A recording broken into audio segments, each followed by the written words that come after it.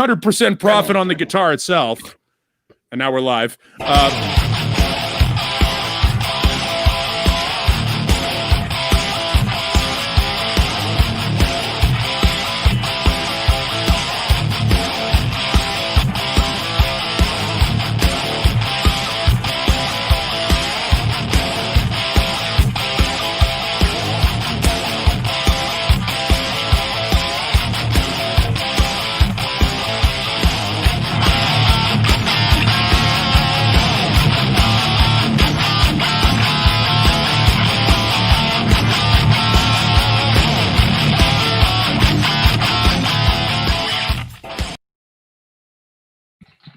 So anyway, finishing my story. It was all profit.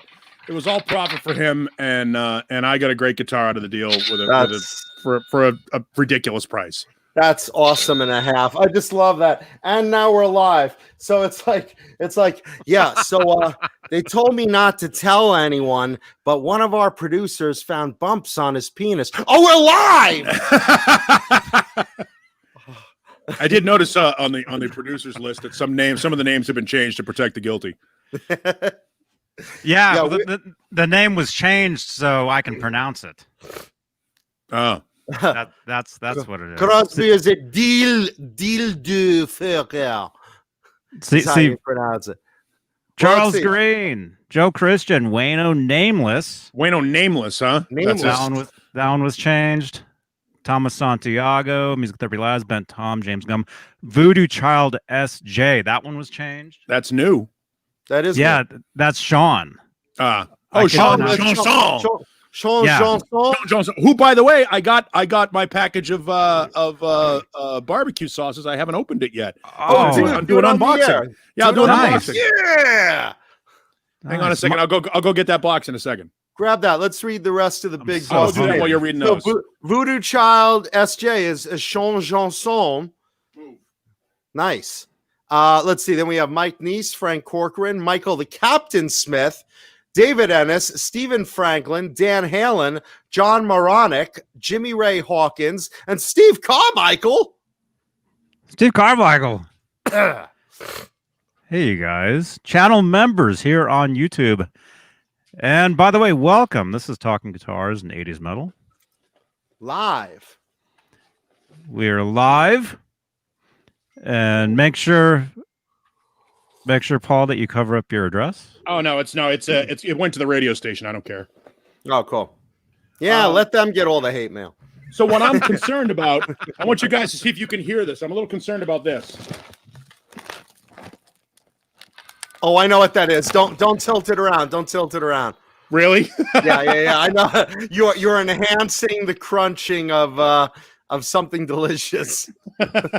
Well, so to update you guys in the audience, a few weeks back, Johnny got from one of our executive producers. Johnny got a gift of a box of some Cajun spices, some sauces, some spices, delicious looking stuff. Amazing. I got super envious of it, and our executive producer Sean Janson from out in Cajun country sent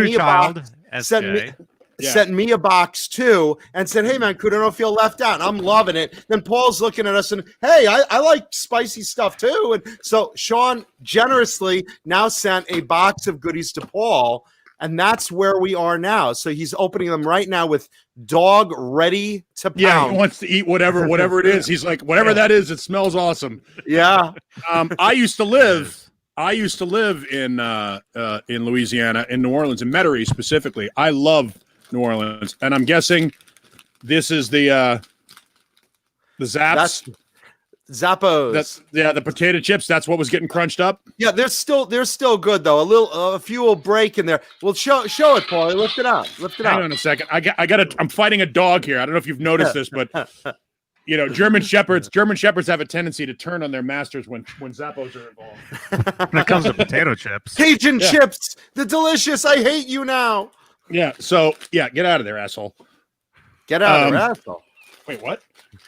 Well, it is Louisiana. There you go. We got some Zaps.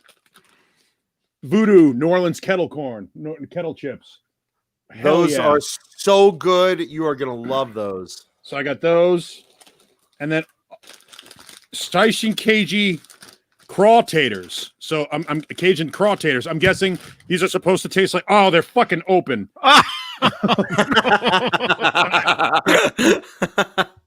They're supposed to taste like your mailbox. Oh, shit. Yeah, they broke open. Well, I guess we're eating those now. Well, that's still good. That's still good. That's snack worth. Let's see the bag. Let's see the bag because I didn't get those. We all got a little bit different stuff. The bag is upside down because it broke open. Oh, I see. Oh, it's also Zappos. Zaps. Yeah, Zaps. Spicy Cajun craw taters. Ooh.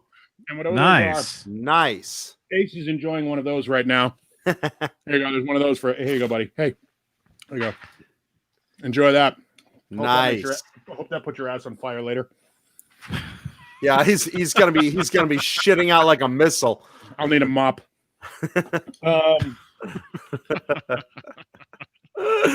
Cajun power biting. Cajun power spicy garlic sauce. That stuff's delicious. I love that stuff. That has wings written all over it. It sure does. Slap your mama. Ow, John. Yeah. Ow, John. No. Ow. Hell yeah, Walker and Son. Some slap your mama seasoning. Oh no. Ow, John. Why would you do that? Louisiana fish fry jambalaya entrees. A little Cajun jambalaya. Ooh, look at that. That's excuse me. That's different. See, we all got a little bit different. Those things are spicy. Holy shit! I only ate one of them. Ace is now circling my ankles right now because when I pulled the bag out, like some of the crumbs went down. So he's vacuuming the floor around my feet right now. It's probably like cocaine for him. Jamie Bergeron's coon ass hot sauce. Which one is that? Oh, that one's great. That one's great. That also has wings on it.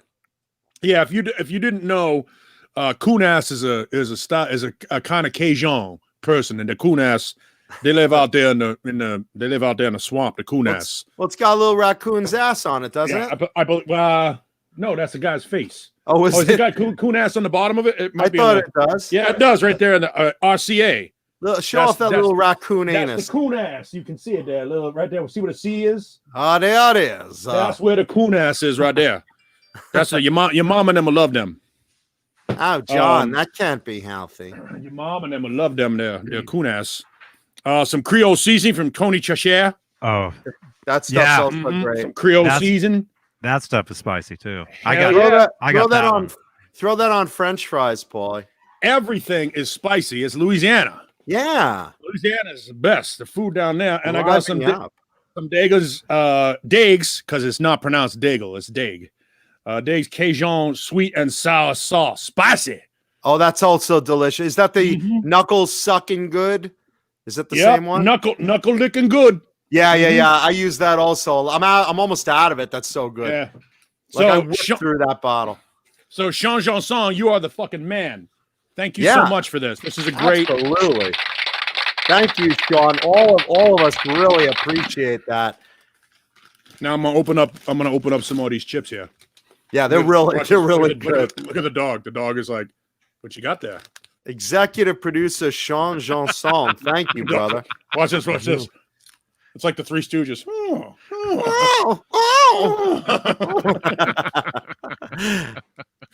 If Paulie loses fingers on the air, this is good TV. Yeah. These are fucking good. They are, right? Yeah, hey, hell yeah. What's really funny though is I don't know like what he was thinking, like packing them just loose like that with the bottles. I don't know if that was supposed to be the cushion to keep the bottles from breaking or something, but like the chips, it's like I shook it up too, and I'm like, what's that crunching noise? Oh no, I remember Johnny's package. I was like, shit, they're so good. They're really tasty. No, I didn't get any chips in mine. Oh, you got some sort of pouch of something. Wasn't it chips? No. I got two. I got two of the hot sauces and then two of the spices. Yeah, I got a couple hot sauces. I got the coon ass sauce, the Cajun sauce, the garlic sauce, then two different Cajun spices, some jambalaya mix for my rice, and some chips. So hell yeah. I got the 2 powdered spices that we all got the 2 powdered spices. And you're having a spicy dinner tonight, man. And then I got the same 3 bottles that you got, Paulie. And I think Johnny got 2 of those 3 and something else. And then I got some of the chips that you got. You got the jambalaya. Johnny, did you get a jambalaya or you got something different? You didn't get that either, right? Maybe the mailman ate it. I remember. So anyway, welcome to Talking Guitars and 80s Metal. Cajun style. Cajun style. Tonight we'll be talking about Zebra and Zappas. Yeah, Zappos chips. And Lillian Axe. Another New Orleans 80s metal band. New Orleans. You get some Lillian Axe in here. Got some Zebra up in this. Mm-hmm. Ooh, Chris Bevan comes up with a good idea. Crush the Zapp's chips and put it in chili. It's the shit. Oh, that's a great idea. It gives you the S. Really? You're not going to say shit, Johnny? You can't say it? Yeah. No. You can't say shit. No, I literally can't. I really. You really can't get a curse out of Johnny. He's like, it's kind of funny. He's like so PG. He's like, I want to be the lovable one on the show. The one you can bring home to your mama. Well, yeah. Yeah, I'm here slapping my mama over the spices. Hey, Johnny, bring it home to mama. That stuff is good, man. Slap your mama. Ow, John. Oh. So thank you to Sean Janson for that. That was awesome. Thank you, man. Rock and roll, Sean. Ace's nose is in the box. He's like, because listen. He's like, you got some crumbs left in there? Pour your box into a bowl of chili. You want some of that, buddy? There you go. Yeah, and listen, for anyone else that wants to send us stuff, make sure you designate who it's for when you mail it. Otherwise, Johnny just pilfers everything. Yeah, it's all Johnny. Oh, look, 16 bottles of spices. Give some to Paul and yeah. James, are you actually in New Orleans? I love New Orleans. New Orleans is my favorite city in America. New Orleans. I would still live there if they hadn't flipped the format of the radio station that I worked at. I love that city. I never wanted to leave. Cried when I left that city. Loved it. Good food there, man. Doesn't mean I don't love where I live now. I'm just saying there was New Orleans. If I had not left New Orleans, I would have been just fine with that. Well, what's wrong with country music? See, that's the thing. New Orleans isn't about country music. Well, what did they change to? I don't remember. You're like, look the lights out! It's just dangerous! Here we are now! I think it turned into like a top 40 station, a pop station, hip hop, something. I don't know. Yeah, WCKW, Chad. I was on WCKW in New Orleans in the late 90s. And I forget what it switched to. I think it was like B93 or something stupid like that. Or B92.3 or something fucking dumb. But yeah, WCKW it was 100,000 watts at, I don't know, 50,000 feet or something like that, or 2,000 feet. You could hear it through 2/3 of the state of Louisiana. It was awesome. Nice. It was a great radio station until the program director that I worked for fucked it up. And now he's on Arizona's #1 radio station. Yeah, we do all right now. Yeah. Oh, Gretna on the West Bank. Yeah, nothing wrong with Gretna. Gretna's cool. A lot of hey bras out there, right, James? Got to deal with the hey bras? You guys know what hey bras are. Hey bras are guys who drive mid-80s IROCs. You know, those shitty Camaros, and they wear pop collars and acid wash jeans. And they still have mullets. And they're like, hey, bro, you got a cigarette? Can I borrow a cigarette, bro?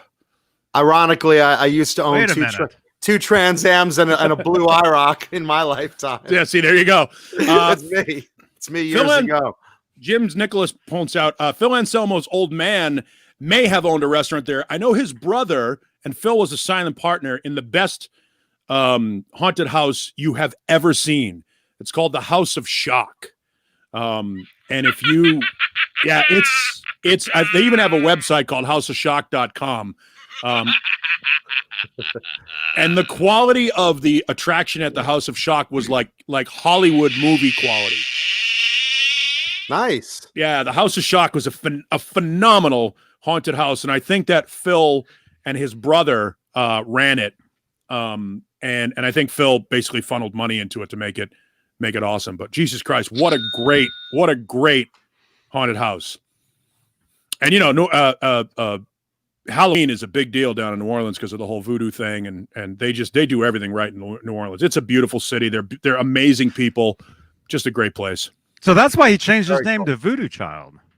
Oh yeah, that must be why. That's like a big thing. Think about what was the Jakey Lee's album? Oh, Voodoo Highway. Voodoo Highway. Thank you. Yeah, Badlands. Yeah. Mm-hmm. The second Badlands record. Yeah, no, New Orleans is a really special place. One of the great things about New Orleans is good restaurants fail in New Orleans constantly. Great restaurants struggle, and exceptional restaurants are all over the fucking place. I mean, the food, the music, the people. Music is such a big part of the culture there. You may have heard of what a first line or a second line is. When people die in New Orleans, they're buried above ground. For people that don't know this, New Orleans is below sea level, so all of the cemeteries are above ground. They have crypts. They have big concrete crypts, a family crypt. So they put all the family and they turn them in this one big building. But they go from the church service to the cemetery in a parade, and everybody has a parasol and they've got a band going. And it's like, and they play this like, sometimes it's a death march, like a bluesy death march and stuff. But more often than not, it's this like celebratory party, swing, jazz, Cajun, Zydeco music that is to celebrate the life of the person that they're burying that day. And it's just the fucking music and just the culture in New Orleans is everything right about America. It's so good. Watch the James Bond movie, Live and Let Die. And you'll see exactly what Paulie's talking about. The very beginning of the movie is that. Yeah. Mm-hmm. I've seen that movie. Parade of the Dead. What? Even my mom just like flipped her wig. I mean, just like, whoop, whoop, whoop. And my next door neighbor was a guy named Tom Dempsey, who was the kicker for the New Orleans Saints with half a foot. Who kicked a 63-yard field goal. He held the record in the NFL, and I had no idea that I lived next door to him. We shared it. It was a townhouse. He was on one side, I was on the other. We shared the firewall, and somebody told me I was moving into next to Mr. Tom, and I go, I don't know who Mr. Tom is. And they said, you ain't from around here, are you? And I said, no. And it turns out my next door neighbor is Tom Dempsey, who unfortunately passed of COVID last year. But Tom was, he was older and sick. He had dementia. He was in a home at that point, but nicest guy in the world and just a cool neighbor and just fucking everything about New Orleans is great. No, especially these fucking chips. They're good, right? Yeah. Man, those look good. He ain't lying. Yeah, they're talking about Trans Ams in the chat. Let's see. I had a worked up turbo pace car redone in blue from 1980, but with a worked Macbeth's racing engine in it. I had an 86 Knight Rider car, like the black and gold edition. I had a 85 IROC Z, the electric blue. You would have been a great hey brah. Yeah, I would have, right? I mean, would have been a great hey brah. This was in the 80s, so it was like, really cool then. And now it's like, back to like, Cobra Kai, where he's driving the beat up red Firebird, and, he's all the paint's flying off as he's driving, and let's say a good hey brah. I would have, right? Pop the collar. Yeah. Acid wash Levi's. There he is, Neanderthal. There he is. Shred those. What's up, guys? That's him. We were. There it is, Sean. That's where he got your package. Yeah, Sean. I just did an unboxing of your package, Giggity, on the show. I'm eating some of the chips because they broke open. They're everywhere. They're still everywhere. Delicious. Oh yeah, fantastic. Even broken open and somewhat stale because they've been sitting in the box for a week. No, because I didn't want to open them unless I was on the show. Yeah, no, you did the right unboxing. Thing. There you go. Sean, you fucking made the show great. Yeah. We gave you a big shout out because the show is all downhill from here. Yep. So, but now that Voodoo Child SJ is in the house, let's do a roll call. See who's in the who else is in the house. Awesome. I'll be right back. Johnny's like, not me, not it, not it. Yeah. Johnny immediately breaks the straw in half. Oh, look, short straw. All right, I'll run down quick. Here we go. Bent Tom Boner Jams, Browns fan, Cecil Music, Charles Green, Chris Bevan, David Scher, Gary, Big G Tholander, Hal Face, Jamie Gum, or James Gum, because we want to be proper here. Jeff Davidson, Jim Nicholas, Kurt 5150, Lenny Lou, and I'm guessing And Mary Mary. too. Yeah, I'm guessing Mary too.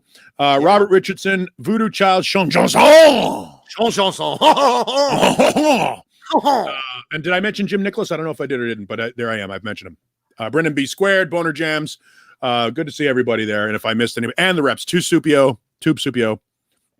Wayno Nameless says shalom because he's not Jewish. Shout Aha. out to Mancuda and his people. Aha.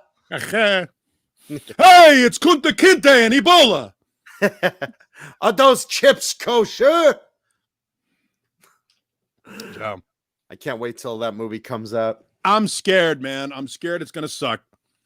I'm scared I'm gonna love the barbershop scenes, and I think that's it. Well, that's what I'm looking forward to is the barbershop scenes. That alone is worth the price of admission to see Coming to America too. Yeah. You know, I don't have high hopes for a great script, but you know what? Eddie Murphy really, really was great in Dolomite. So I'm gonna, you know, let's see. Hold on. We missed it. Well, let's see. We missed someone. So let me do this one. Eduardo Marino Porto and Thunder Falcon. It's like a great team there. Gary Big G. Yeah, I'm a little scared for Coming to America too. You know why? Because I saw Blues Brothers 2000, and I saw Caddyshack 2, and I saw Slapshot 2, and I thought, you know, Clerks 2. I think, you know, I was okay with Caddyshack 2. Outside of Randy Quaid, that movie sucked. Randy Quaid he saved the movie. I like what's his name? Jackie Mason. Jackie Mason. This one goes this one goes. Come on, Mancuda, you got to be loyal to my people. Yeah, well, that's it. I mean, Jackie Mason also, who John Biner was appropriating as the voice of the Aardvark in the old Ant and the Aardvark cartoons. Yeah, right. Yeah, I was doing a Jackie Mason impression. Okay, Ant. And great, a fantastic. Now, I mean, who would have thought that Jackie Mason and that impression would be realistic in Bernie? I know, right? I am once again asking you if you're an ant. Everybody send $27 to my campaign. I have no packs, no super packs, no backpacks, no fudge packs, no Twinkie packs. I have one coat and these mittens right here. How much fun is everyone having this week with those fucking Bernie Sanders memes? You know what? And look, that's what the internet should be for. It should be about fun and just making fun of everything and anything, and not about hatred and vitriol. And this is what's uniting us. Yeah, thank God we've got, we're having fun again. I'm glad we're having fun, and that's all that really matters. Whatever that is, whatever that means to you. I think it was it might have been Viv Savage from Spinal Tap who said, "Have a good time all the time." Yeah, I mean, look, guys. You come here for, a couple hours of fun and escape every week. But you know what? Life is short. Be as silly as fucking possible. Ask the girl out on the date. Even if she's out of your league, take the shot. Play the lottery ticket. Go to the party. Have fun and be ridiculous in public. Because life is too fucking short. Mm-hmm. Yep. Yeah. I actually stayed on film. All of it. I actually got memed this week. I'm the guy that's responsible now. You may have seen it. It's going around. The meme of Paul Bearer. It says, "It's been bothering me for quite some time right now, but it's finally figured out who the My Pillow guy was." And it's Paul Bearer with the urn. Yeah. I got memed. I posted that, and then somebody took it and brought it to one of those meme generator things, and now it's making its way around. So it's like fucking hilarious. I'm like, oh, cool. So I went, Ermagerd, I'm a meme. What are you doing here? No, there it's hang on, I'm responding to Sean Johnson. Just saying, thanking him for everything. Thank you, monsieur. Yes, yeah. You know, look, memes and shit like that is just that's what we should be doing on the internet, is having some fun, because I think, you know, if we can't go out and play, we might as well play inside. Yeah, I have the Play-Doh Fun Factory, and it's getting old by now. Mm-hmm. So those Bernie memes, I'm telling you, that's what's uniting us. Maybe that's we're all having fun on neutral territory with that one. Yeah, it's funny.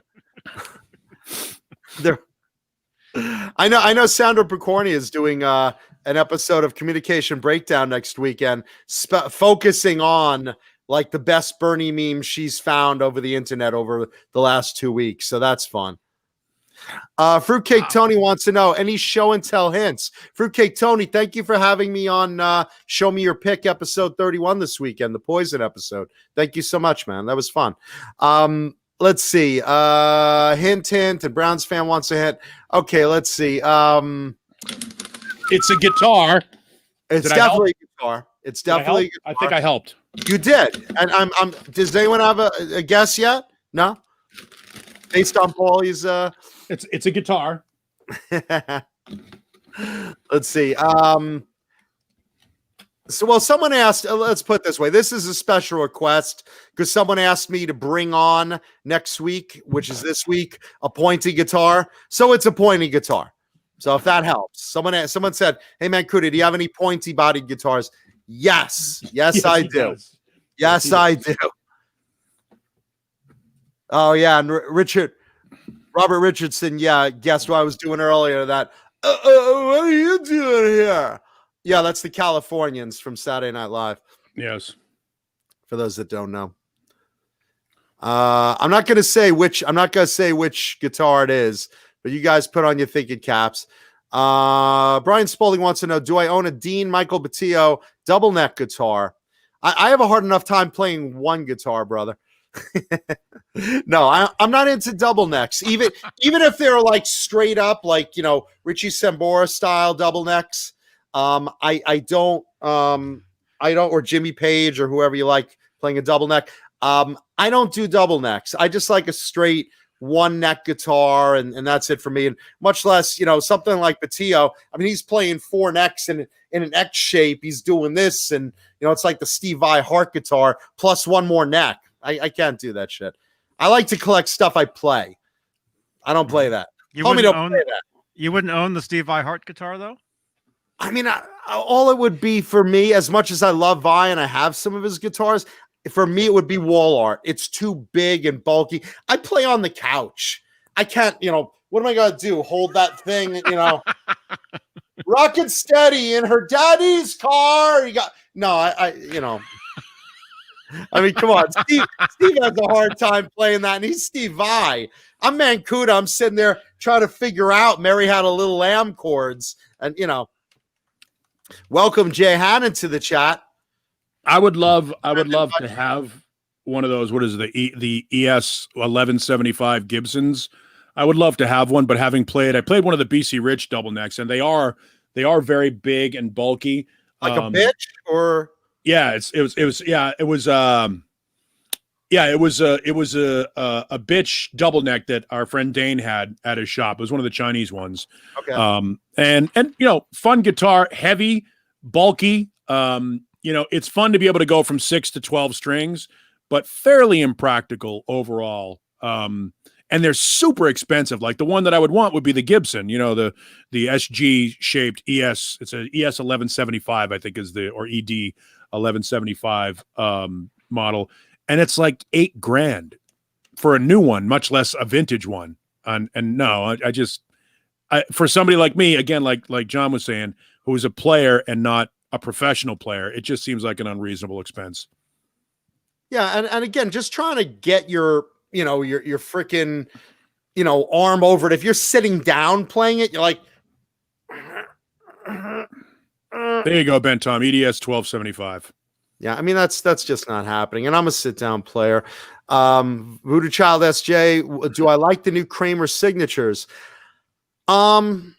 I mean, the one I do like is Snake Sabo's, the green snake one. I think that's pretty cool because I tried to buy that original guitar from him, and he's like, that's like super sentimental. It's not going anywhere. And then Tracy Guns, who's awesome, has a star. I think it's like a lightning graphic star. It debuted last year at NAMM. I remember I was playing around with it. And I don't understand why, because Tracy's not really a big star player. He's more of a, Strats, and he's played a bitch or a Les Paul, but not like, I haven't seen him with stars that I recall. So I don't know where that one came out of left field, but I mean, I like Tracy. I like the look of the guitar. I just don't see the association. And I think the new Kramers are good. I do. I like the new Night Swan. I think the price point is good. They're I think Indonesian made guitars, right where they make the Epiphones. I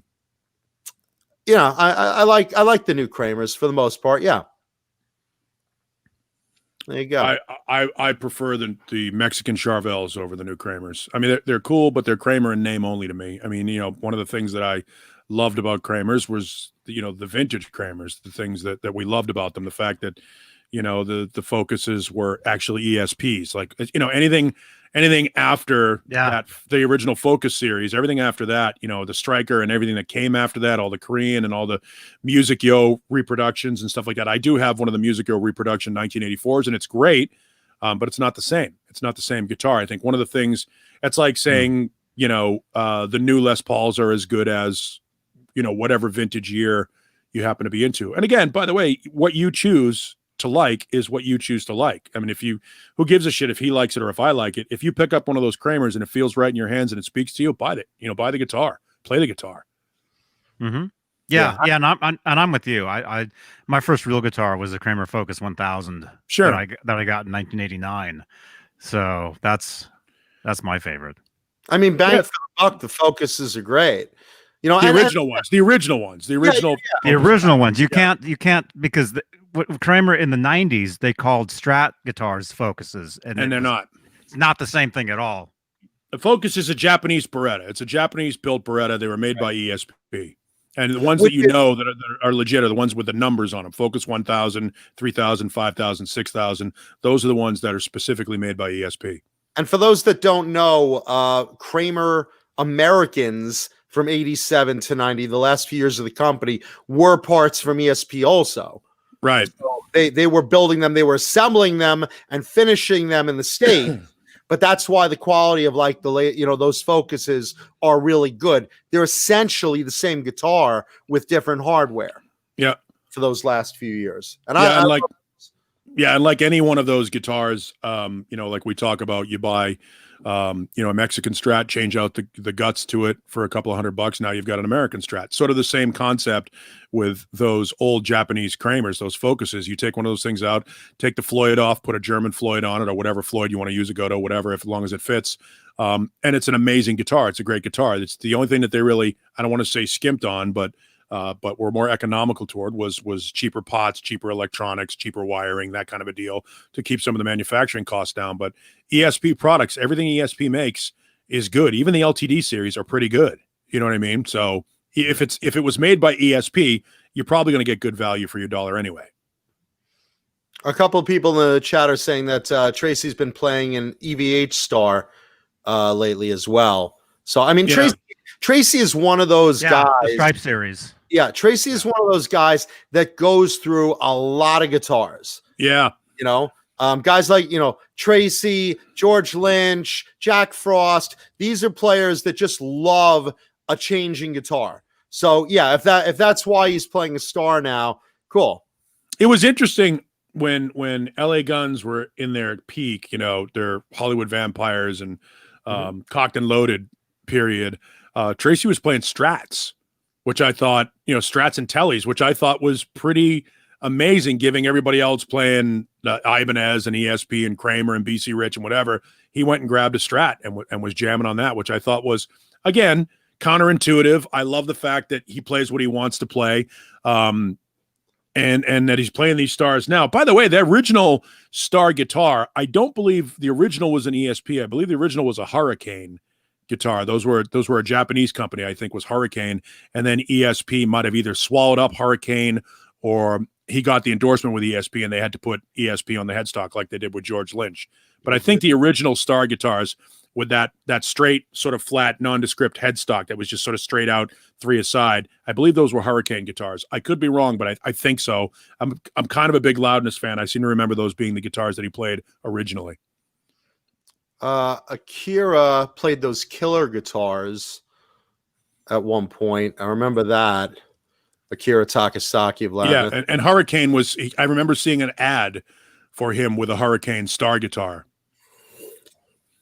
And yeah, there were a lot of endorsee guitars floating around back then too, you know, during that late 80s period. Everyone just wanted to get their product in someone's hands.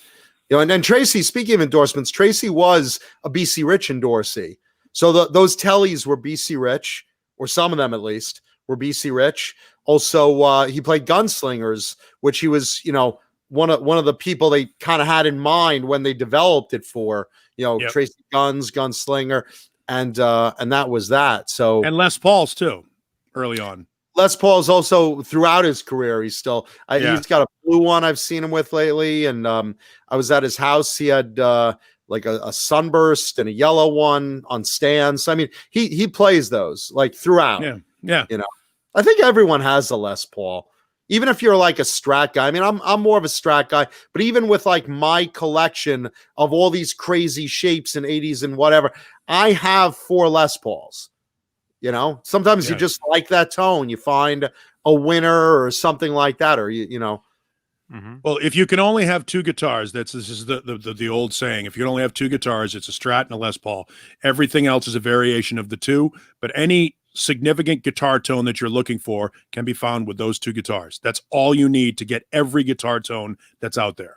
You still need something with a real Floyd though, because that's why Eddie made the Super Strat to, you know, get the humbucker tone of a fat Les Paul into the body of a Strat with a whammy. You know, I don't know. Jimmy didn't have a Floyd, and he didn't seem to have any problems with a whammy at all. But he wasn't human. Right. Jimmy was alien. Jimmy was incredible.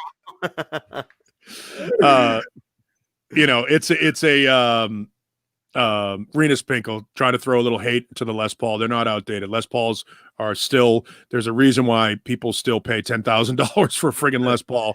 They're phenomenal. They are phenomenal guitars. When you get a good one, obviously quality control, we can talk about Gibson for the next 2 hours about it. But when you get a good feeling Les Paul in your hands, and yes, people do play up above the 12th fret, go watch Les Paul play and tell me his legato at the top of the neck wasn't as good as anything Malmsteen or Vi or any of those guys has ever laid out there. Jazz guitar, jazz players, unforgiving, by the way. That's one of the things about a Les Paul. When you're up high on the neck, it's unforgiving. You better know what you're doing up there or you're going to sound like shit. That's what a jazz guitar is. You know, jazz is an unforgiving form. So... And breaking news, ladies and gentlemen, breaking news. David Scher has just announced he is part Jewish. No! You hear that all. David! And ladies and gentlemen, he is part Jewish. Mazel tov, David. I kind of want to like pick him up on a chair and walk him around the room like you do at bar mitzvah. Right now, by the way, my mom's watching the show with the sound off. Oh no, he's jerking off again. Another masturbatory he's doing joke. That joke. Oh, I hate that. Oh no. Yeah, well, congratulations and mazel tov, David Scher. Welcome to the tribe. What makes this, David, so special and different from all the rest? Why is this David different than all other Davids? And all other Davids. For on this David, he reclined. Where's Watto when we need him? Johnny, where's Watto? David, I made you out of clay. David, I hope that you're not gay.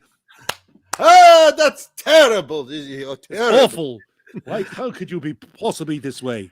And speaking of Jews, we lost one of our leaders this last week. We lost the great Larry King, who I would always see sitting in Nate and Al's Deli in Beverly Hills like every day. I always wanted to like go over and just kibitz with him. you know. but like, you know, wait, Larry King was Jewish? Yeah, no way. Larry Ziegler King. Yeah, no, I always saw him there, and I never, you know, I didn't want to like interrupt the guy's lunch, and, you know, but I wanted to like go over and just say, hey, you know, can a New York Jew kibitz with another New York Jew? And he probably would have been like, do you want to talk about bagels and pastrami? Well, yes, I do. I'll have a seat. Come on. 2 egg creams, please. You know, and that's like a real Jewish deli. So it's like, I would have, you know, and I usually do that, like with, you know, if I see other people, like I know are like kibitzing a crowd of Jews where, you know, we're like ants. We like, dip it, the Jew. You know, we run over to our people when there's sugar. And, you know, I just didn't want to bother the guy. You know, I didn't know how he'd react, but he probably would have just been very friendly and, you know, said, come on, sit down, boy. Was he sitting there by himself? I've seen him a few times with himself, and I've seen him a few times with like other old Jews, which also is like a magnet, you know, Jew. You know, it's like I kind of wanted to go over and, you know, you'd hear them. Yeah, back we played stickball off my stoop. Oh, yeah? Well, I remember pushcart knishes. Oh, yeah? Well, I remember kick the can and rolling hoops. That was when we were trying to afford funny books. I remember knowing the Pepperidge Farm guy and snubbing him because he wasn't a Jew. Yeah, I mean, it's stuff like that. How dare Pepperidge Farm try to make a bagel? What do you get out of here with this Yogoyim? Look at this anti-Semite right here. We've just assigned anti-Semitism to David Crosby for some reason. He's an asshole. Oh, and an anti-Semite. Let's just throw that in there too. Yeah, he hates Jews. And he's a member of NAMBLA too. Why not? Speaking of anti-Semitism, I hope we have a good legal team. And NAMBLA, Bang Energy Drink, our sponsor, delicious Bang Energy Drink for all the energy and pop and punch you need to talk about David Crosby with a snub for what he did to Eddie Van Halen. By the way, Wayno asks, what about Rocky Marciano? He whipped Joe Lewis's ass. That's day one. Cassius Clay. There's a fighter. Mama call him Clay. I'ma call him Clay. If a man wants to be called Muhammad, God damn it, I say a man has a right to be called Muhammad.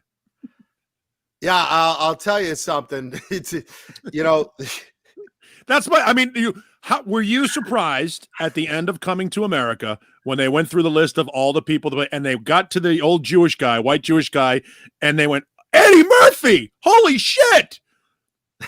I know a lot of people that were like, oh my God, I had no idea it was him. Well, he's a master at that. That's like a point he shines. Is like, you know, it's like in the Nutty Professor or the Clumps, you know, where he was right.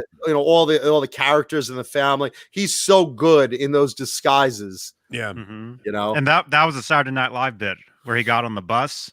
Yeah, pretended to be white. He spent the day as a white person. Yeah, to spend his day as white when the guy when he's trying to pay for the newspaper. What are you doing? I'm paying for this newspaper. When the black guy got off the bus, yeah, they threw a party. Like, what do you think you're doing? I'm paying for this newspaper. I love where he goes into the bank for a loan, and he's like, "So, what type of ID and forms do I have to fill out?" He's like, "Well, how much do you need?" I don't know, 25,000. Well, here, and starts packing money, and he's just like, it was everywhere. It was everywhere he went when the black person, when the black guy left. Then they would throw parties. He gave him the money. He's like, take it. Way ahead of his time. Way ahead of his time on that. I mean, just so brilliant. Between that, and when he was the Rastafarian, kill the white people. When they were doing with Tim Kazurinsky at the it was like a Moose Lodge or a Knights of Columbus sort of like mixer, and it was the reggae band, kill the white people. I literally think Eddie Murphy was like the funniest guy to ever emerge out of SNL. Well, clearly, yeah. I mean, really, they when they refer to him as the guy who saved the show, they're not wrong. I mean, he was beyond brilliant. It was appointment watching at the time, and there aren't many guys like that. There have been some, Bill Hader has done a great job, or did a great job when he was on it, bringing back some great characters and things that people love to watch.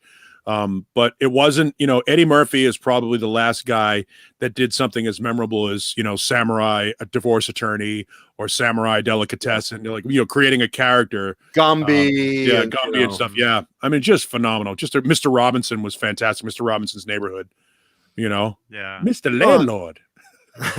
Velvet Jones was fucking awesome. The James Brown hot tub. Hot tub. Wow! Oh, it's hot in the hot tub. Too hot in the hot tub. No, did you guys see the episode where he came back to host, I guess a year or two ago? Yeah, it was so good. He just brought back all his characters. So good. He's and that's the thing is, it's almost like one of those guys, almost like Seinfeld.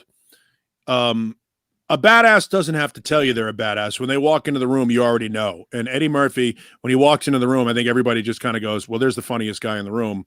I'm not even going to try. Oh, yeah. Richard Pryor. Let him shine. Let him shine. Yeah, Richard Pryor had that. I think Sam Kinison had that. Robin Williams had that. And Eddie Murphy has that. And Steve Martin. Steve Martin has that. I know I'm going to get hate for this, but I don't think Sam Kinison is up to the level of the other guys. Sam Kinison was cool with the, his one trick pony thing, and it was a good trick, but I don't put that on a creative level as like Richard Pryor or Eddie Murphy or Steve Martin or Robin Williams. I mean, those guys were just I think they're next tier over Kinison. Maybe. Yeah. My own opinion, Yeah, I think one of the things with Kinison is he was such a train wreck. A lot like Chris Farley, where the burn was so quick that we didn't get a chance to really appreciate what he could bring to the table. Because one of the things that he brought to the table, I thought that was better than like Dice and some of the other shock comics, was the writing. His writing was stellar. The Liberace joke was great. Sam the Dog Psychiatrist was great. I mean, there were some really good, funny things in there. The problem is it was overshadowed by the screaming and the drug use and just being a train wreck.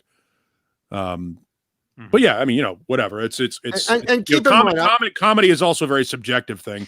People that I love, you may not find funny. I love Eddie Izzard and I love Brian Regan, and guys that are, that are writers that write, weird shit. Other people like just nonstop dick jokes, and that's fine. That's the beauty. No, that's the beauty of comedy. We all have our styles and our pluses and minuses.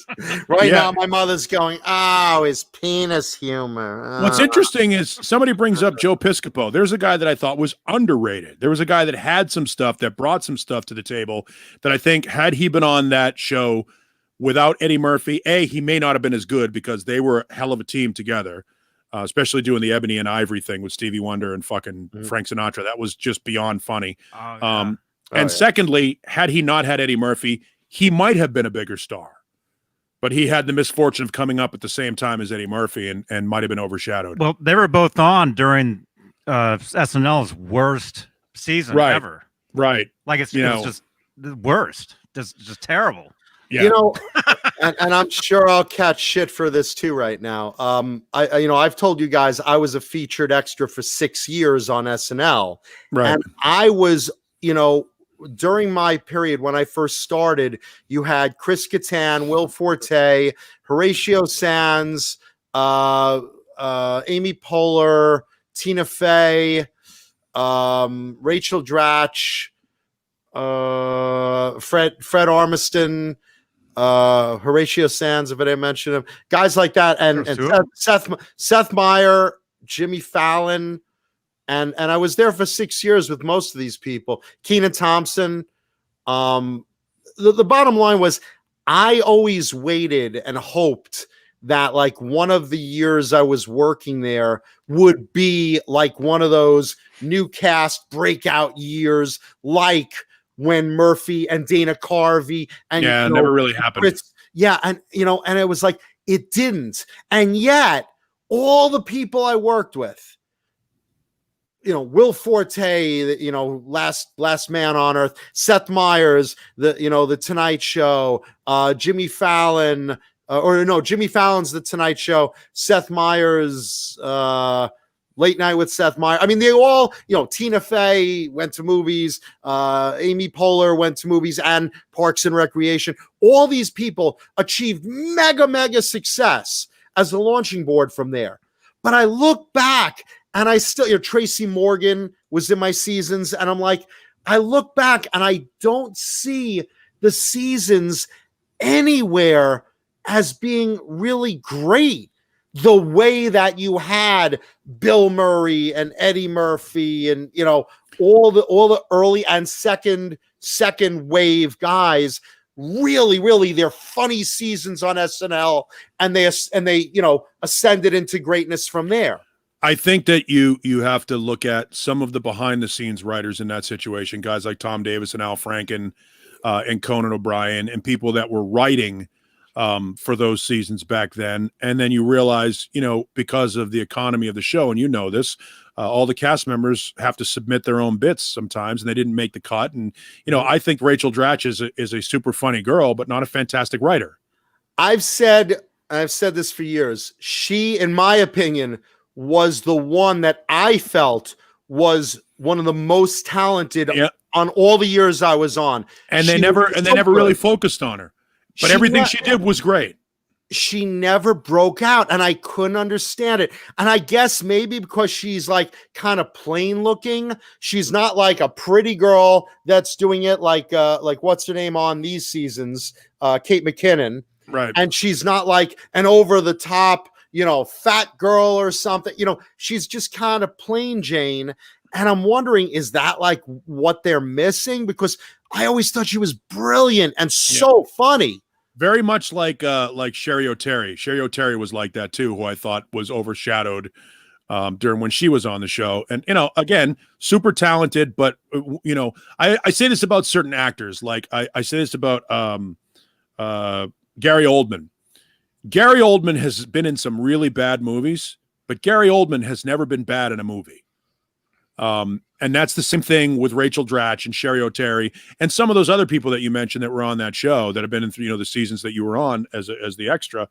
Some of those people were super talented and just never found their vehicle. And I don't know. I mean, to me, I think what Che and Colin Jost are doing with Weekend Update is fucking outstanding. They're the highlight of the show. Their writing is great, and they only do that. And I think that that's the thing that makes that work, is they only do that. And I think back when the people that we watched, that we revere so much in that situation, they weren't the only writers. There were backstage writers and guys that were responsible.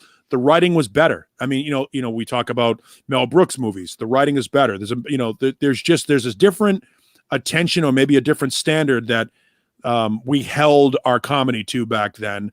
That obviously Monty Python is the troupe, the comedy troupe that is the measure, the Beatles of troupe comedy. And then everything is measured against that. I think when you had a cast like that first cast with the Bill Murray cast, and people forget that cast sucked a lot of the times. A lot of those sketches didn't go anywhere and ate shit.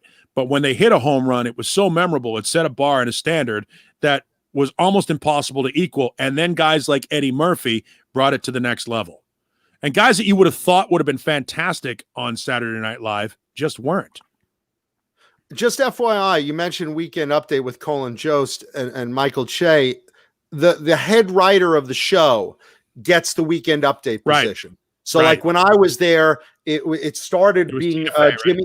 Well, it was Jimmy Fallon first, and I think Seth Meyer. And then when Jimmy Fallon and Seth left, it was Tina Fey, and then she brought on blonde Amy Poehler. Thank you, Amy Poehler. Yeah, because they were like real buddies. So Tina was head writer, and then she brought Amy up, and then they were doing that. Yeah. I mean, but people forget that there were some really bad Weekend Updates. I mean, Colin Quinn sucked on Weekend Update. Dennis Miller sucked on Weekend Update. Remember the Rocket Report? Or Charles Rocket, they tried to change Weekend Update. They tried to do away with it. Yeah, Brad Hall sucked on it. Rich Hall sucked on it. I mean, there were a lot of misses on that show. And by the way, just for people, and this, John, the idea. This is what's so brilliant about South Park, is South Park is able to create a weekly show in real time and get it animated and produced and delivered every week, and it's relevant and it's timely. Same thing with Saturday Night Live. Saturday Night Live has to create a show, a live show in real time every week, and it's like a Broadway play with cameras on you. You don't get a second chance to do it. If you fuck it, I mean, obviously they do the dry run earlier in the evening, and they sometimes punch some of those stitches in if they work. Shows. Yeah. But people don't know that. People don't know that there's a show at 9:00 and that they sometimes will take taped bits and throw them in because they worked better. A lot of times, just FYI, a lot of people also don't know this. There's no 7-second delay on that show. Right. If you say fuck, I was instructed this real early on. Yep. If you let out a word fuck, it's live. There's no bleep button. There's no, which is where the first time I heard 4 fucking beats when they were doing the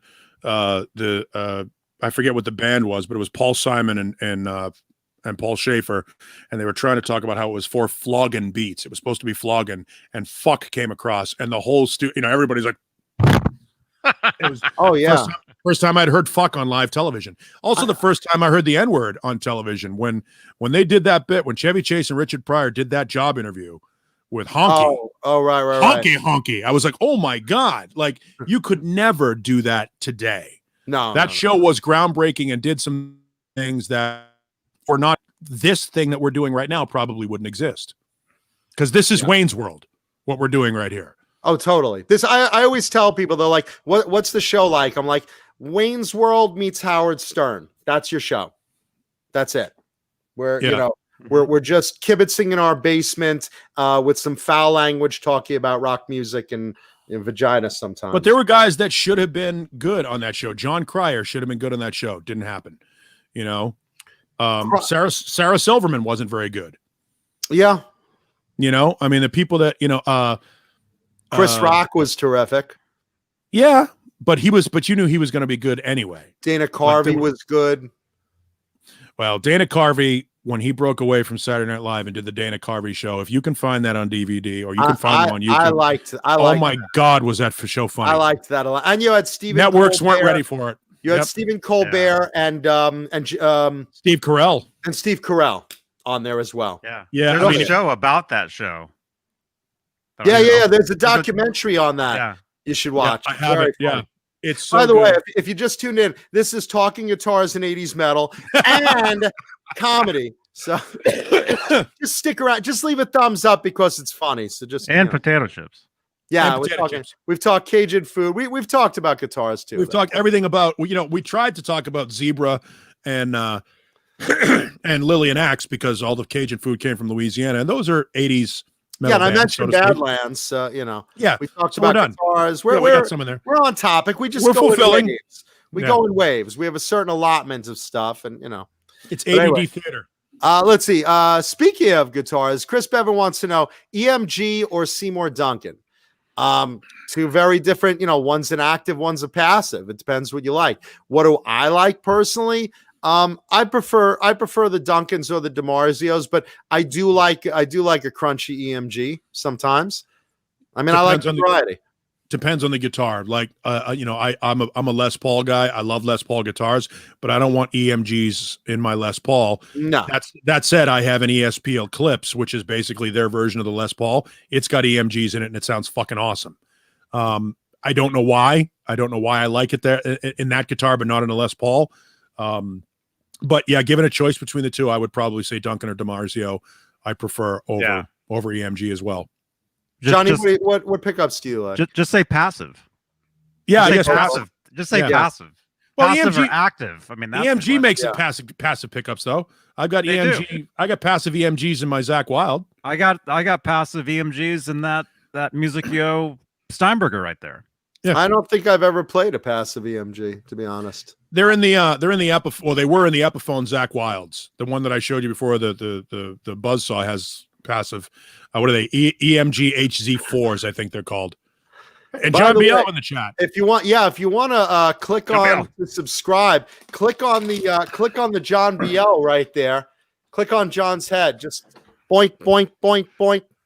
By the way, Austin LaFon, thoughts on the band Nelson? I will tell you, I think that After the Rain is one of the more underrated records of the genre. I think that record is fantastic. I think it serves exactly the purpose that it's supposed to serve. It is to me, that record is to me for hair bands or commercial hard rock or whatever you want to call it, what the outfield is to pop alternative. I think it's a perfect record. I think it does everything it's supposed to do for what it is. It checks all the boxes for what it is. I liked the album. I know I'm going to get hate mail for this too. I liked the album a lot. And you know, I understand that they had a gimmick of being two twins that were pretty boys with you know, the blonde hair, almost like a vanilla Milli Vanilli. But like at the same time, they performed. I mean, understand, they are the children, you know, of Ozzy and Harriet. Yep. You know, I mean, The grandchildren. Yeah, grandchildren. Yeah. Sorry. They're Ricky Nelson's kids. Yeah, they grew up in the showbiz industry. So it's natural that they play instruments and they sing and they put a band together. I think it was like 7 guys or something. It was like a big group of guys in that band.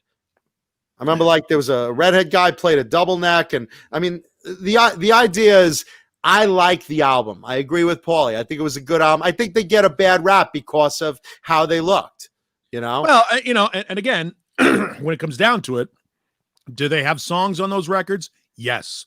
They have very good songs on those records. Are they songs that that are going to be considered all-time classics of the genre? Love and Affection might be.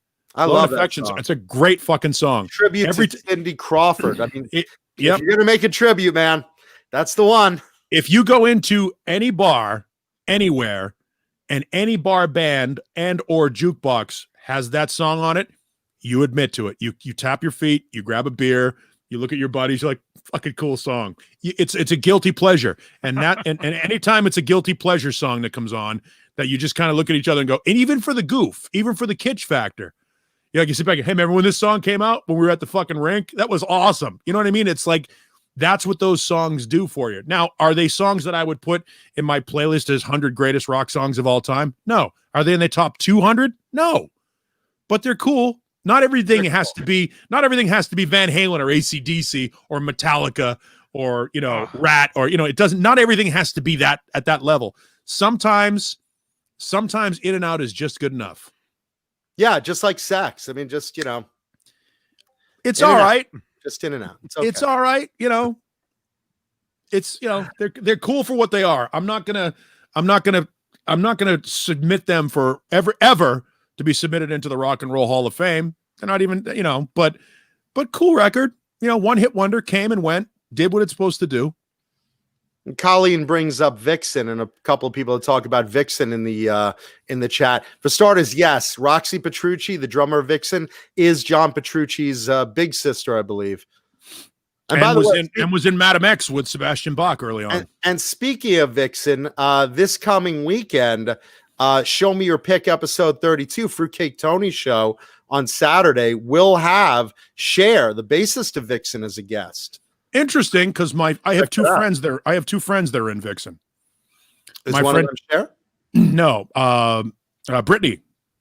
Brittany and I go back 20-something years. She was in a band in Boston called Jaded. They were young, I mean, really young. They were under 18. Extremely talented. Brittany, her name is, they call her Brit Lightning in Vixen, but her name is Brittany Denaro. Superior guitar player, really good player. Big super girl. Big shoes. Yes. Fantastic player, fantastic human being. Couldn't be nicer. And then the ugliest girl in Vixen, Tyson Leslie, is a friend from Kansas City. Tyson, you might look at him and think, oh my God, Herman Lee joined Vixen. That's the thing he hears all the time. Tyson is a multi-instrumentalist. He's their road manager, plays keyboards for them, and will fill in on anything that they could possibly need on stage, so that if they need a fifth member of Vixen to cover something musically, Tyson is a musical chameleon and adds a lot to that band that they don't really need, but it's a luxury to have. And by the way, if you haven't seen Vixen live, I have. Paulie, Johnny, have you guys? Yep.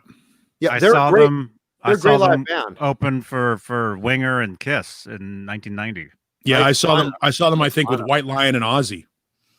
I've seen them as let's say I saw them in 2015 as part of the festival. This is after Jan Kermund passed away. So you saw them with Britney. I saw them with Britney, but before Lorraine Lewis took over as the frontman. I saw them with Janet. Right.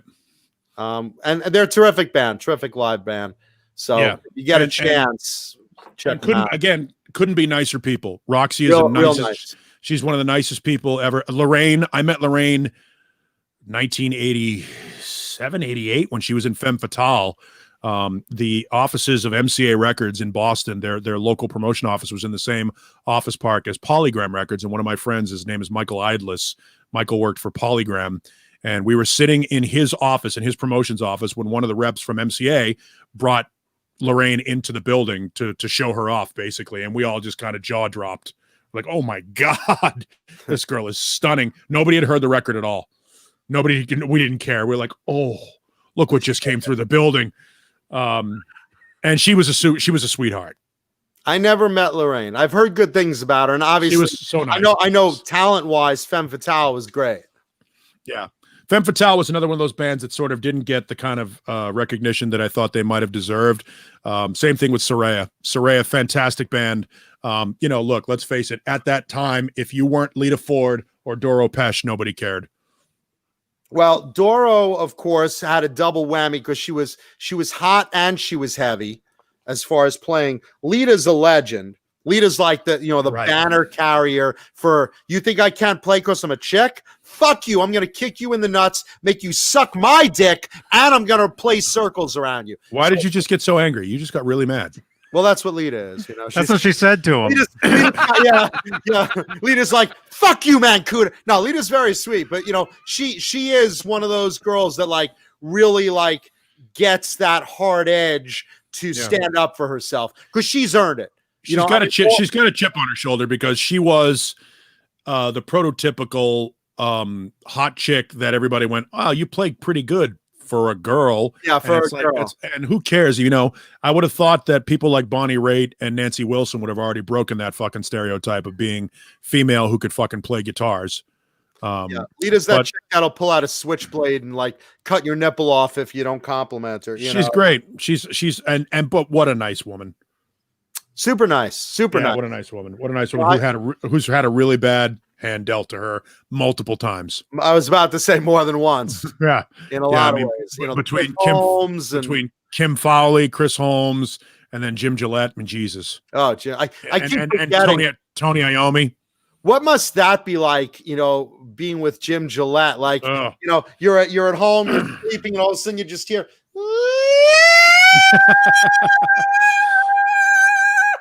Jim! Yeah, you realize that somebody's trying to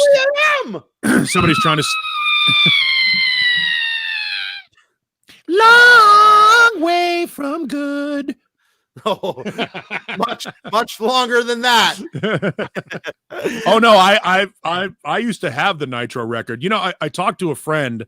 I have it, but I used to have the second one too. Only as a completist. Yeah, it's awful. I mean, Long Way From Home could have been good if they just stopped doing all the fucking ridiculous vocals in it, because the song was almost a song. It was the closest thing to a song that band ever wrote. But I talked to a friend of mine who knew Michael and Jim, and said the point of that record was to see how fucking ridiculous we could get and still get people to buy a record.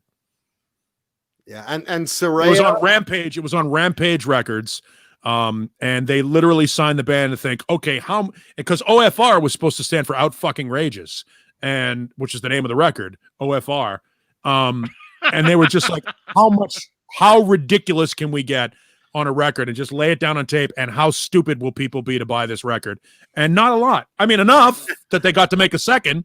I didn't buy it. Oh, it was awful. Awful. You also didn't see great movies. I can't go by you, bro. But but the thing about Gillette is, more than the Nitro albums, his vocal instructional video probably outsold those. Because people didn't know. They're just like, now the lead singer of Nitro teaches you how to be the next hot frontman. And you're like, oh, fuck. Let me put down this metal edge and call now. I need that cassette. And, then you got it and you're just like, what the fuck? And he's like, well, first you got to warm up. then you got to go through your, all your levels. Yeah, so stupid. It was just insane. Nitro. Let's just say it. Nitro sucked. Nitro sucked. Jim sucked. And I saw them. I saw them live. Yeah, at a place called Narcissus in Boston. They were awful. Had to go. It was the goof thing. It was like, impress me.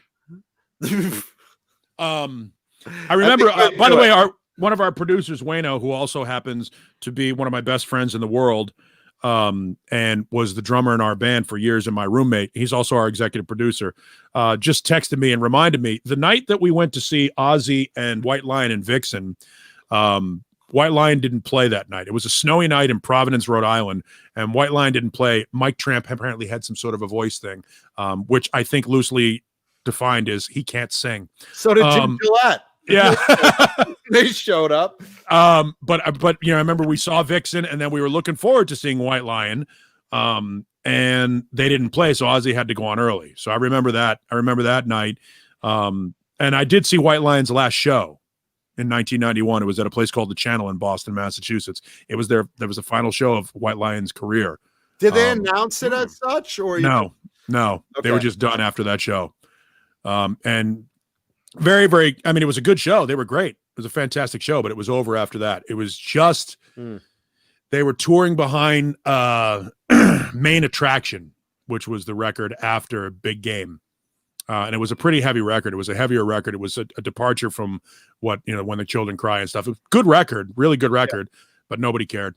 It was like September of 91 or something like that, or March of 91. It was 1991. Might have been September. They saw Nirvana and they just quit. Yeah, kind of. They were told that they weren't going to get pushed, that the label was done with them, and that was the end of White Lion. And it was like, okay. Well, it was you knew the writing was on the wall when the new president of MTV in the early 90s was the program director for California's biggest radio station.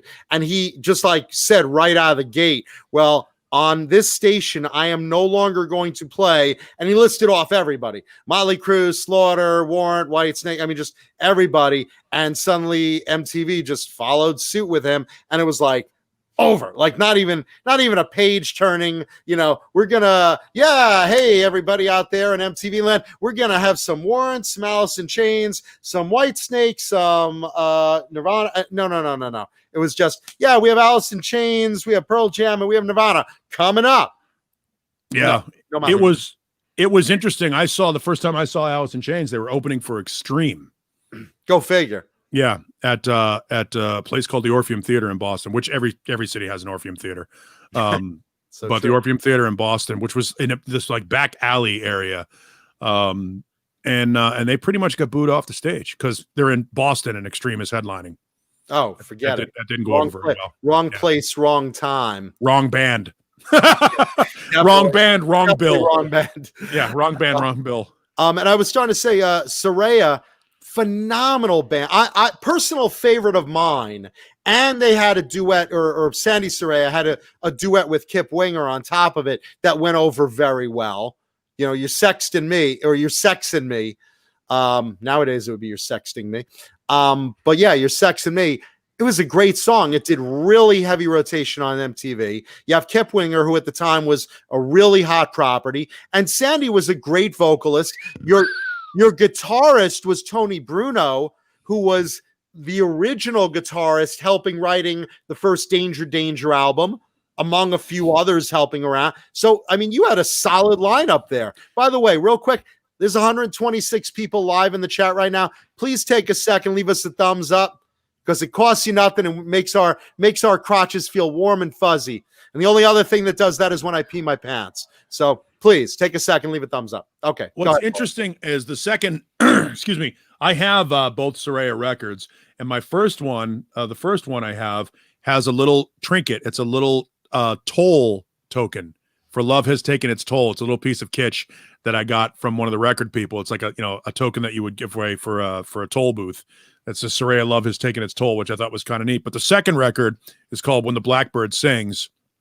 And at that time, Sandy was married to our friend Brian Wheat from Tesla.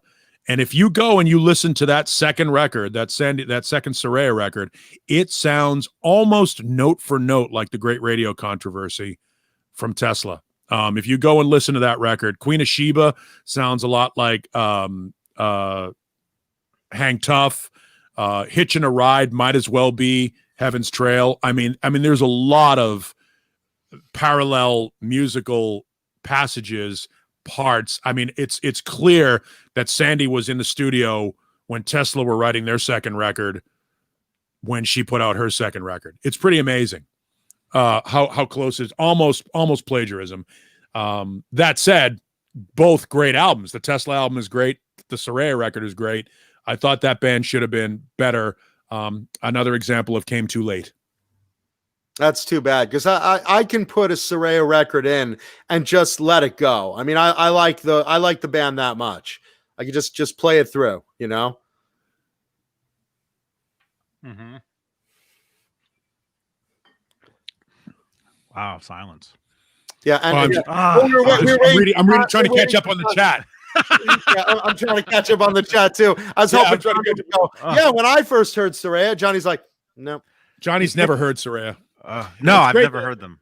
I pointed this out to people before, and Wayno will certainly chime in on this immediately. I'll get a text or he'll say something in the chat about it. There's a breakdown right after the hook in Love Has Taken Its Toll that's completely ripped off from Get the Lead Out from Aerosmith. Which is, da-na-na-no, da-na-na-no, da-na-na-no. You're like, oh my God. I mean, it's note for note. Not the most original band in the world, I guess is what I'm trying to say.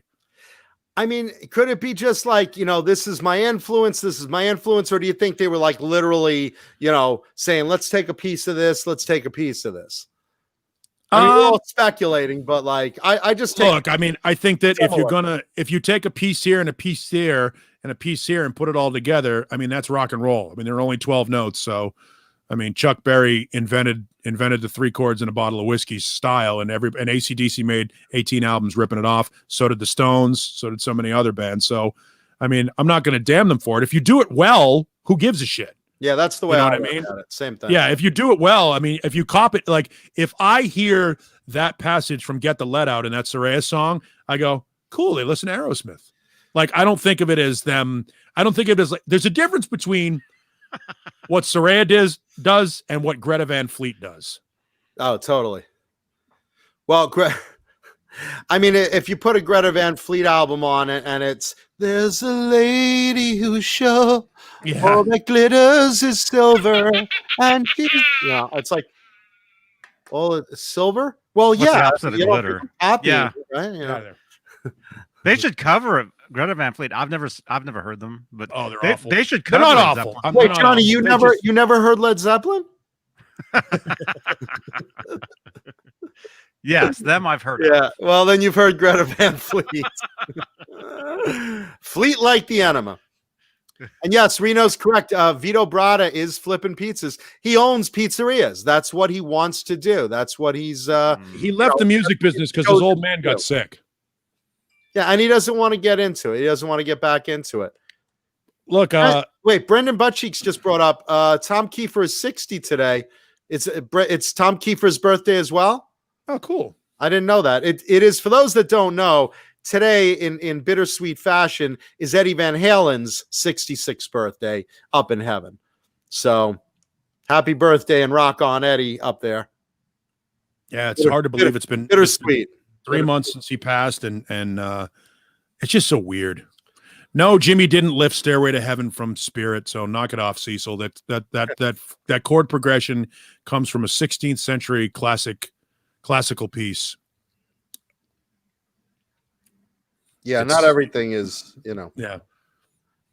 Now that said, by the way, Jimmy Page did rip off a lot of shit from a lot of blues artists and didn't credit them. That's not one of them. That's not one of them, but I mean, he ripped off. Jimmy Page ripped off so much music. I mean, Black Mountainside on the first Led Zeppelin album is a song by a guy named Burt Jantz called Black Waterside, almost note for note. And all he did was strip the vocals out of it and played the same fucking song a whole bunch of times. I mean, just his musical piracy cost them millions and millions of dollars. They finally did have to credit and compensate the original artists. Didn't they steal Stairway to Heaven from somebody else? No, that's a lawsuit that was brought by the estate of Randy California, was the primary songwriter of a band called Spirit. And Spirit claims that Zeppelin stole it from them. They have a song that sounds just like it. No, they don't. It's got like 4 notes that are similar. And if anybody deserves it, let's go back to the I forget the name of the classical piece. I'll grab it for you. I'll grab the name of the piece. I think it was Escalator to Limbo. Is that what it was? No, it's a piece. Elevator to the basement. No, here you go. It's Highway to Hell. Yeah, Highway to Hell. The song, here's first and foremost, the song that they're talking about is Taurus. It's a song by Spirit called Taurus. But there's an early 1600 song. The composer's name is Giovanni Battista Granata. All right, and if you look it up, you'll hear it. I forget, it's Trattoria something or other, something. It's a ridiculous thing, but it came from the 1600s, and it's literally the exact same chord progression to Stairway to Heaven. And you know, you can't. I mean, again, there are only 12 notes, so at some point, a chord progression is going to repeat itself. And I believe that there's a better chance that Jimmy Page and Robert Plant, who were both aficionados of Celtic and Baroque music back then, lifted that progression before they lifted it off of Taurus from Spirit. I know for a fact that Robert Plant was a big fan of Celtic music and Baroque classical music, and those guys listened to that shit. I actually got slapped with a plagiarism lawsuit when I wrote the Sandra Picorni theme song. 2 Live Crew sent me a cease and desist. And Picorni, Picorni. You know, it's really funny. My mother says that song is so catchy. You sing to Sandra Picorni, girl. You know, it's so catchy. I'm thinking, Mom, I'll show you the original. You know, wait, stick around, Mom. Oh yeah, that's exactly what you want to do, is play that for your mom. Your mom will love that song. Me so horny. What? Oh, John. John, yeah, I got some lovely Mama Mancuda episodes this week. I get a call and she says, you know, I'm craving a pizza. I said, well, I'm always craving a pizza. She says, yeah, you know, I told the guy when he comes, he's got to take the old box. I said, I'm sorry, what? She said, well, you know, what? It's nowhere to put. David Crosby, don't you talk about my mama. I love my He's mother. The pizza guy. Yeah, he's the pizza. That's all he's got left after trashing Eddie Van Halen. Yeah, schmuck. You're not even getting a tip, you bastard. Tip. No, my mom said she called the pizza place and said, yeah, when you come, make sure the guy takes the old box. They're like, I'm sorry, what? And I said, Ma, what are you talking about? You don't get a refund on that. She's like, well, there's nowhere to put the damn thing. You know, it's like, I try, you know, it doesn't fit in the garbage pail. And, you know, I can't leave it outside. They won't take it just like that. So I gave it to the guy. The guy's probably thinking, I wish she gave me a tip. Yeah. He's just walking away with the old box. He's like, what am I supposed to do with this? Thank you for taking the box. You know, and then this is another one. I get another call. Cobra Kai Platoon's genius right there. I have to pee. I'll be right back. Go ahead. I'm in mom. So do I. Yeah. So I get this other call from her the other day, and she says, John, thanks for spotlighting me, Johnny. Don't spotlight me or anything, like. Just thank you. There you go. Yeah, if you guys are going to go to the bathroom break, leave me on screen at least. Yeah, so there I am. And dreams and stuff. Yeah. So she gives me a call and she's like, John, I'm really worried. I think someone broke into my car. I said, what? What are you talking about, Ma? I think someone broke into my car and they were hanging out in my car doing drugs. I said, what? I found drugs in my car. You found drugs in I said, the only person that uses that car is you and myself when I'm home, and I haven't been home in a while. And she's like, I know, and that's why I'm thinking someone must have broken in and done drugs in the car. I'm like, what are you talking about? Well, I found these drugs. They're little pink and purple pills, and they have a number on them. And I'm like, okay, Mom, I think those are probably Tums. And I think I probably left them there, like in the glove box the last time I was there. I don't know. These look like pills. I'm like, they're Tums. They're antacid pills. And it's like, well, they have a number on them. I look up the number. Sure enough, it's like antacid, like Tums or some Rolaids, something like that. So she's thinking literally somebody broke into the car, said, hey guys, look, there's a car up on that driveway. Yeah, we could do our drugs in there. Come on, fellas. Everyone jumping in the car and hanging out in the car. Hey, you got those pink and purple pills? Yeah, man, I love what those do. Give me 2 of them to chew. Oh man, my stomach feels great already. Oh, this is terrific. Mom, seriously, I know you're watching. Nobody broke in your car to do drugs. I promise you. Yeah. Well, the next thing I found was these things, nerds. I'm sure that these little pills are probably something they shoot into their arm. It says watermelon flavor, but they're not fooling me. I know, Mom, I know. And then she goes to me another phone call this week. She's like, what'd you have for dinner? I said, salmon. Oh, I had fish too. I got a big piece of black cock. I said, I'm sorry, big black what? Black cock. And I'm trying to, it's like, Mom, what, big black cock? No, not cock, cod. Oh, okay. Well, I fucked a wide mouth bass the other day, so I'm just putting that out there. So there you go, another exciting week with Mama Mancuda. Big black cock. Yeah, thanks, Mom. I'm sure right now they're trying to figure out what to do with the pizza box. You should say just reuse it like you bring a bag to the supermarket. You should just go to the pizza place and just say, put it in this one. Just like bringing your own bag to the supermarket. Yeah, big black cock. And 2 of those little potatoes. I like those. Oh, Mom. So anyway, today's Eddie Van Halen's birthday. By the way, if you guys are near, if you're near Hollywood, because I mean, that's where I live, go over by the Guitar Center. And on the side wall of the Guitar Center, they have finished that giant building-sized mural of Eddie Van Halen playing the Frankenstein with the Van Halen logo behind it, and check that out. Yeah, I watched it. I've seen videos. I know you've seen it, and Caleb I know has been up there. Caleb Rappaport of Nerd Halen. Robert Vargas is the mural artist who did that, and it came out fucking amazing. You could see it online. Actually, Johnny, could you bring up a photo of it? I gotta find a current picture of it. Okay, yeah. There was one that came out. There was one that came out today. That's a great long landscape shot of it. But I watched it live because he was Robert Vargas, George Lopez, and the singer from Bullet Boys were all live streaming it at the same time on Instagram.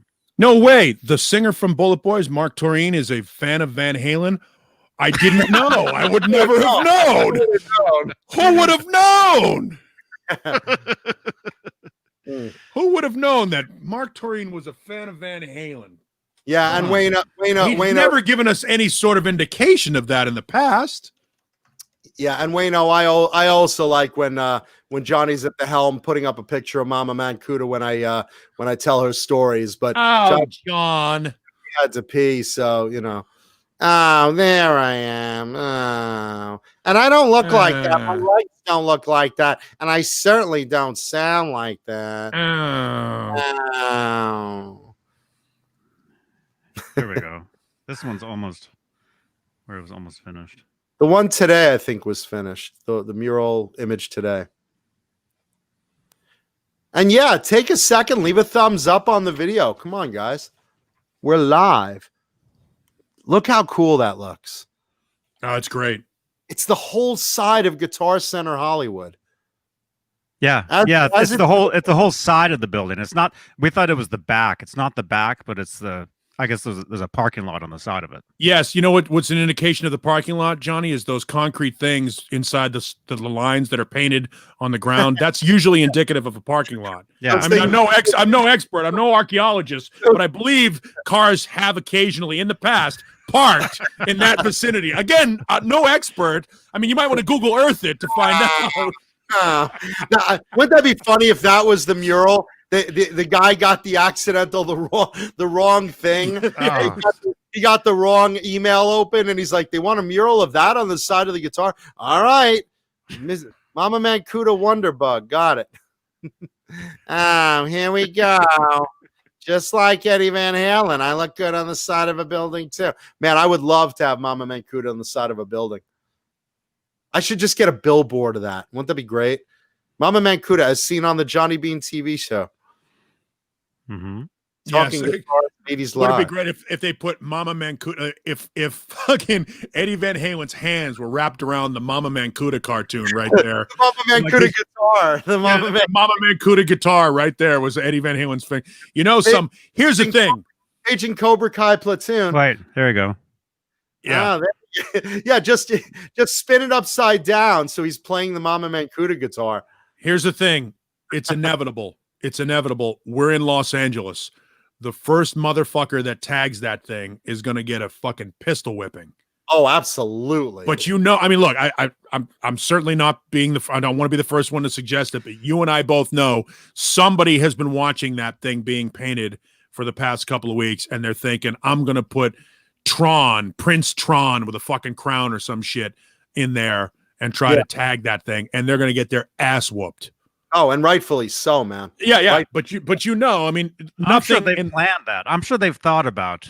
Yeah, obviously they've thought about how to combat that. Yeah, nothing in Los Angeles that beautiful snipers goes untouched. Have snipers on the roof. Yeah, it's just and by the way, I'm not trying to be the guy. Like, I'm not trying to advocate for that or suggest. I just know it's inevitable in a city like Los. Unless that parking lot fenced in and are there cameras there? I mean, there should be a security vehicle there. I mean, that thing is so beautiful, and some fuckstick, you just know, Banksy is going to want to fuck with it. Yeah, right. You know what I mean? No, absolutely. I mean, let's put it this way. These guys get up, these graffiti artists, they get up on the fucking highway signs. I don't even know how they get up there sometimes. Right. You know? I know. Yeah. Crazy graffiti in spots. I'm still figuring, like, fucking even Superman couldn't fucking fly up there. I'm like, Spider-Man does all that stuff. Yeah, Spider-Man. He's talking. Aunt May rules. What the fuck?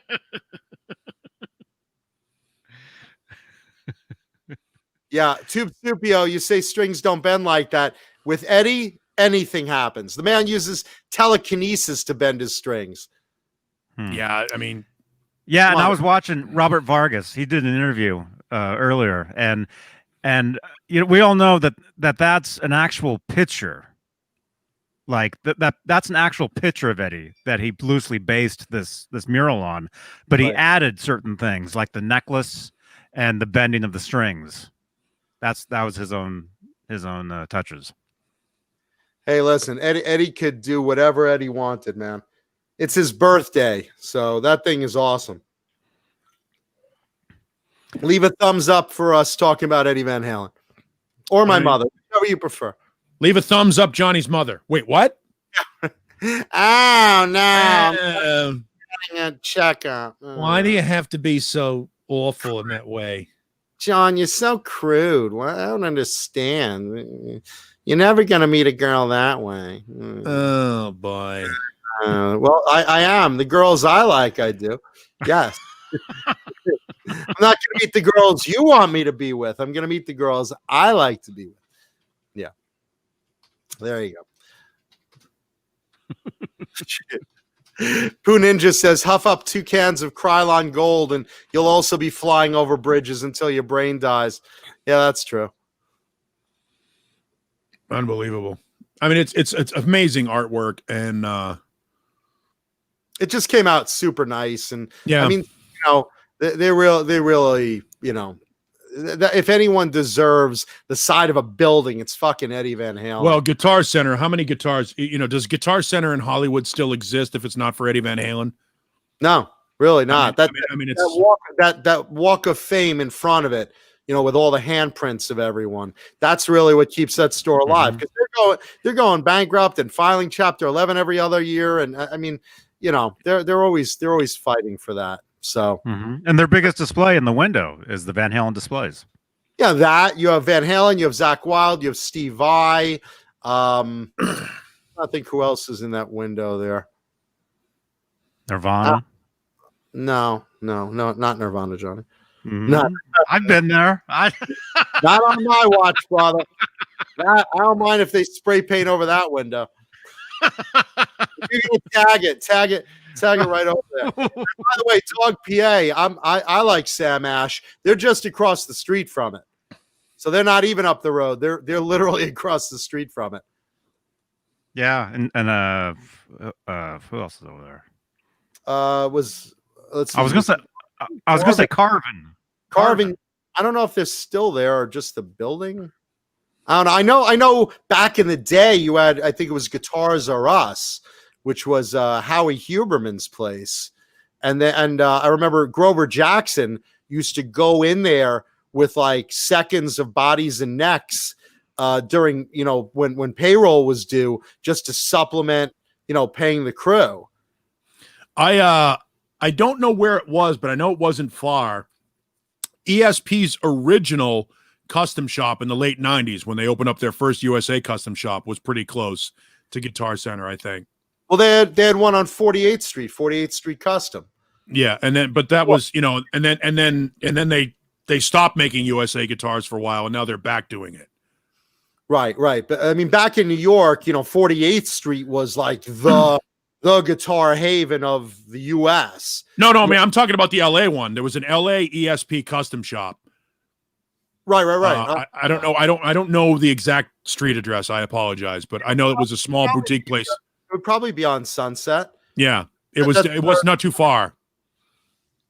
Yeah, because that's where all the places were back in the day. There you go. That's the front of Guitar Center. Now, if you look down at the floor, that's all handprints of artists. And then in the front, you have in that front window to the right. Look at that display. The biggest display right there. Who is that? Stuff. It's EVH stuff. Those looks like AVH drums, are they? Yeah, that's a set from Fair Warning. Yeah. And then there's a yellow Bumblebee backup guitar in like the left corner. Mm-hmm. Yep, it's pretty impressive. They do change the displays around from time to time, so it might not currently look like that. But it's still Eddie centric. It's always been Eddie centric. And you always said Eddie's not. Here's the thing: Eddie's not important to guitar. So why would they put so much? I mean that's the thing.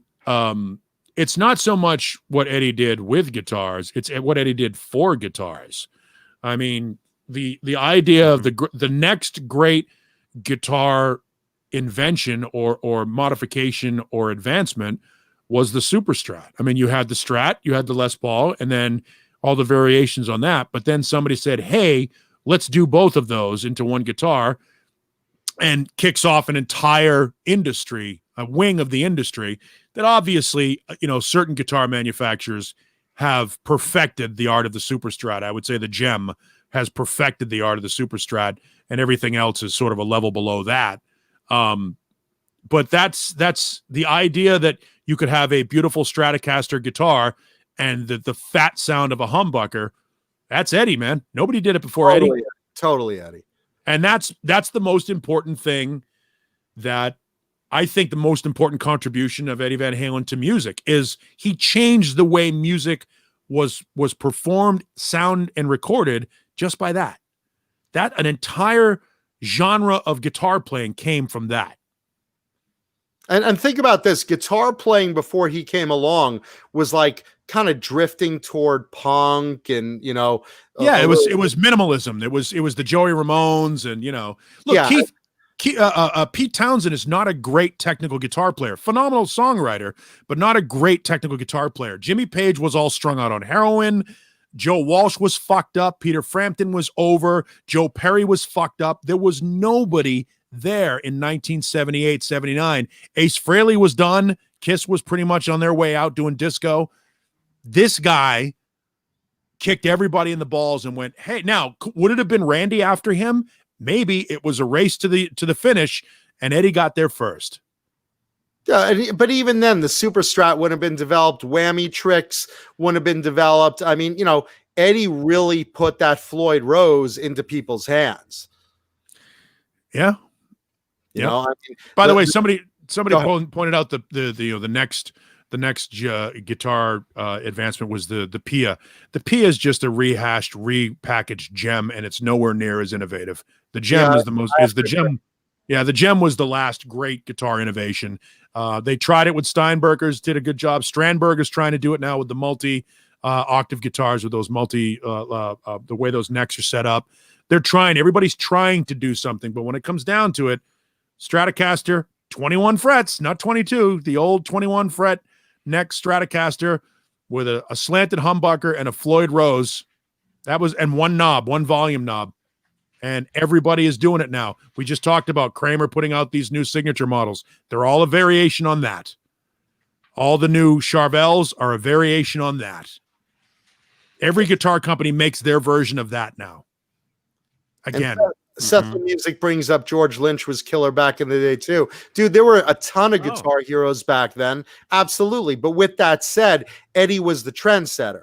All of a sudden, Eddie made guitar playing solos and stuff like that main parts of the song. He was suddenly making it relevant. And the way he was doing it was changing all the rules. Everyone walked into a guitar store and said, I want a guitar that sounds like Eddie Van Halen. They wanted that tone. And no one knew what he was doing.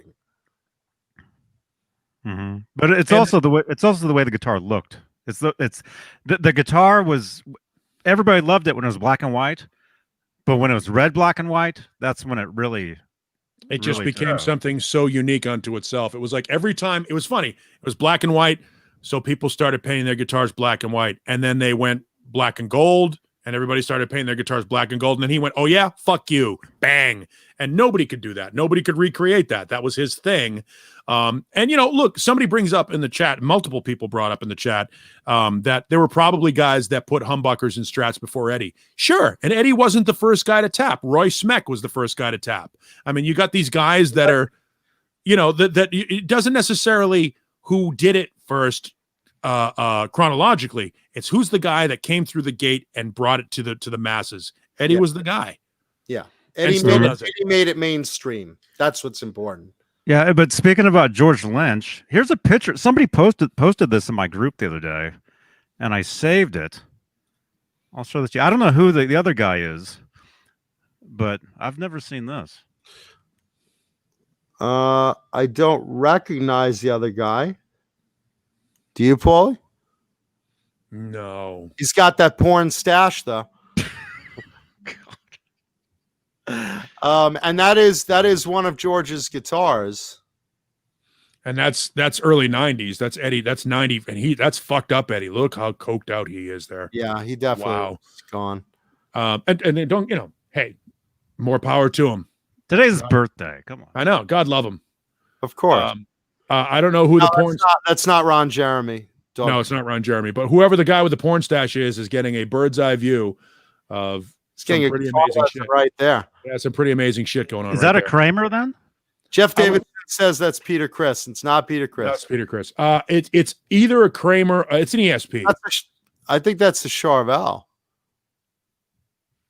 I think. It would be easier if his hand wasn't right there covering. Well, if it's George Lynch's guitar and it's 1990, it should still be an ESP. Not necessarily. I mean, George still owned other guitars, even if even if he was playing endorsed by ESP, his Yellow Tiger wasn't an ESP. The Kramers that were labeled ESP were still Kramers, and same with Charvel's. I think I'm pretty sure that's one of his Charvel's. I'm pretty sure I know which one it is actually, but I can't really. Is this today's surprise show and tell guitar? Yeah, I know, right? Surprise. That's the guy who played it. The guy in the blue. Yeah, it's Peter North right there. Anyway, if you get anybody in the chat, if you know anything about that picture, let us know, because it's interesting. Island Winder says, "Is that the Tiger King?"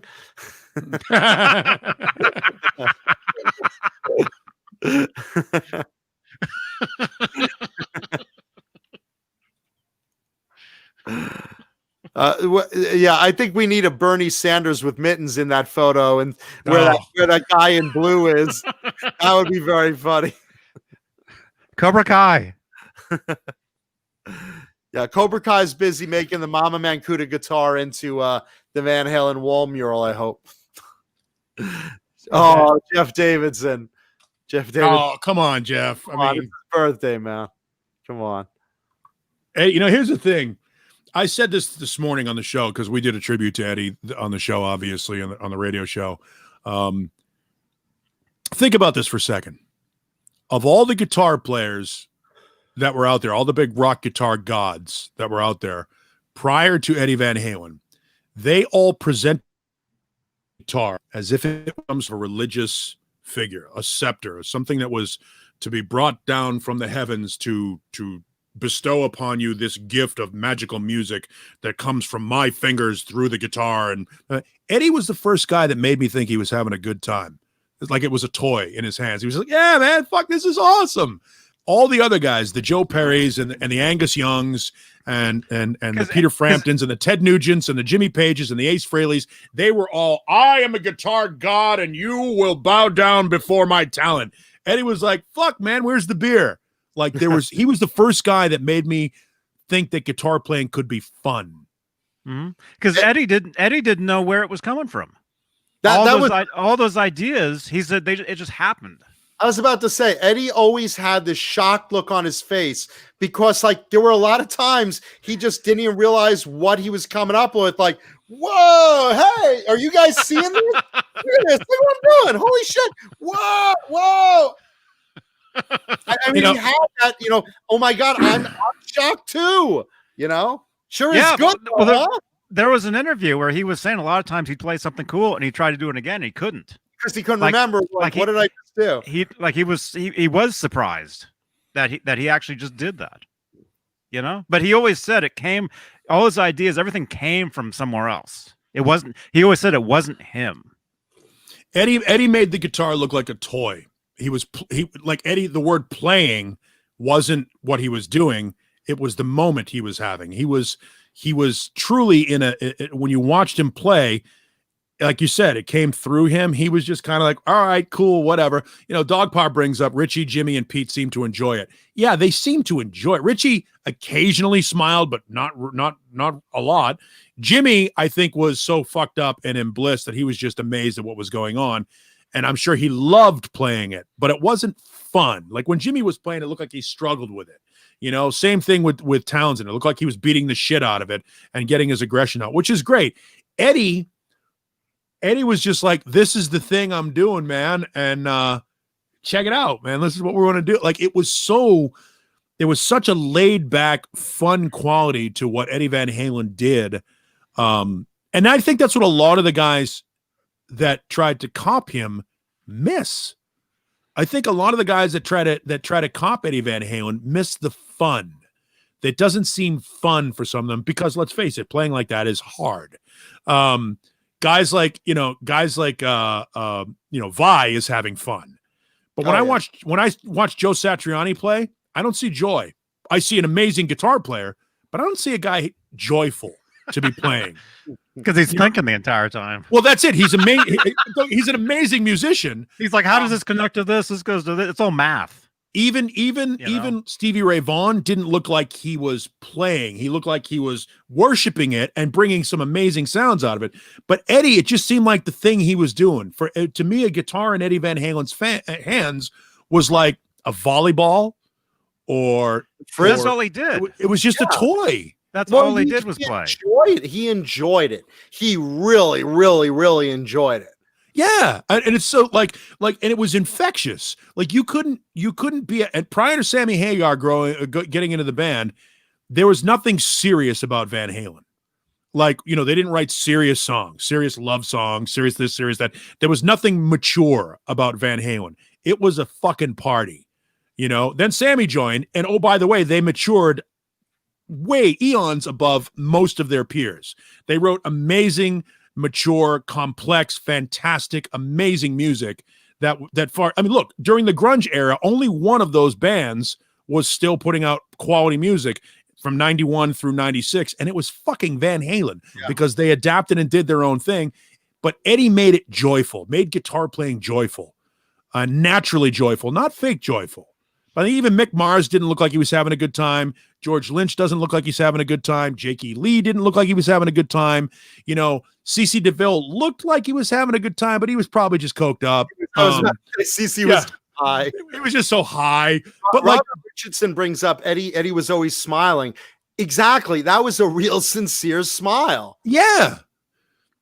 Yeah, I mean, even Yngwie, when Yngwie played, and I posted a video the other day on my, or last night on my Facebook page, it was Yngwie doing the song Rising Force with Joe Lynn Turner, which to me, Yngwie and Joe Lynn Turner was a great match made in heaven. I thought it was a fucking fantastic period of time for him. Joe's a hell of a nice guy, too. But even that point, Yngwie never showed any joy when he plays guitar. He might smile, he might dance a little bit, but it's such a fake put on bullshit air. It's so fucking full of shit. I see joy in Eddie Van Halen. I see joy in Steve Vai. I don't see a lot of genuine joy while playing guitar with a lot of these guys who play. I see joy in Dave Grohl. Dave Grohl's nowhere near the guitar player that these other guys are, but like that beautiful joy of playing music, the exuberance and the happiness and it's just infectious positivity came out of Eddie Van Halen when he played. And that's the thing I think that makes him so special and why he's so revered by everyone. And make no mistake, a lot of guys, when Paulie says a lot of guys don't look like they were enjoying playing, they enjoyed the audience appreciation. They enjoyed the cheers. They're still working. Okay, Randy Rhoads, I want to submit. Randy was always trying to better himself, and he really enjoyed the craft and sharing it. So Randy was also having fun, but to parallel it, Eddie was always at a party. And he was just partying. He was just having fun. He loved playing. And then when you loved his playing, he's like, hey, everyone, we're all in this together. Check this out. Yeah.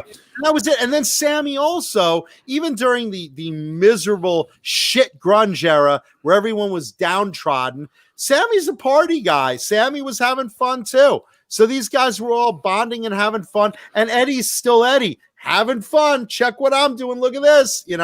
That's one of the great. Sandra Picorni brings up one of the great things about one of the great players that Eddie influenced. Dimebag was very much like Eddie in that way, and playing some of the heaviest music written during that period. And having a great time doing it. There was a great example of a guy who got the same joy that Eddie Van Halen did out of playing guitar.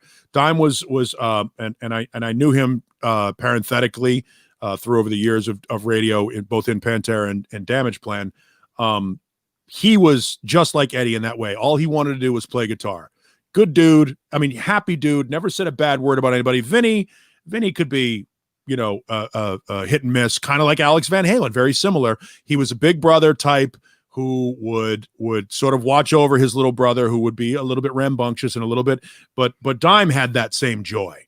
Dime had the same thing, but Eddie did it first. But you can see it continues in what Dime did. But let's point out who was Dime's biggest influence. That's my point. Exactly. Yeah. Eddie it's hero. He wanted to be like Eddie. And in that way of his brother, fun, he was both of them, and Vinny. Yeah. Yeah, no, I mean, but that's the other thing. Somebody brings up Jesus Rapes Me, which is still a funny fucking screen name. I love it. You know, it was interesting because you would see he'd have this snarl on his face while he was fucking attacking that guitar in a song like fucking Hostile. But then after the song, the shit-eating grin, he'd pull the hair back over his head, he'd grab his drink, do his thing, and stuff like that. Next song would kick in, and then bang, he's back into it. You know what I mean? It was his aggression was certainly necessary for him to get that sort of power into what Pantera was doing. But yeah, there was that joy. And again, that's the thing, that it's an intangible. You know it when you see it. You can't put your finger on it. You can't define it. But when you see it, that joy, that genuine joy of what you're doing is the most important thing you could be doing at that time. And you have a connection. And that's what I love about music, is there's a connection. There's a visceral, physical, emotional, psychological connection that you make with it that just brings joy and releases the oxytocin in your brain. That's the beauty of music. And when you find somebody that has that, and they come and their star burns out way too early, as far as I'm concerned, with Eddie Van Halen and Dimebag, obviously taken from us. That's the music world and the world are less fun because Dime and Eddie aren't here. Oh yeah. And it's a little less fun. Both Sandra and Robert point out to me, yes, Ace Frehley, also big influence on Dime. And you know what? Pre-Van Halen, Ace is probably a big influence on just about everybody in some way. He was the biggest guitar player in the world at the time Eddie Van Halen came out. I mean, you could say, okay, Joe Perry and Angus Young. Okay, Ace Frehley was bigger. To some extent, but Ace was the guy that you had on the poster and whatever. Yep. And then a few years later, up comes Eddie and changes the game.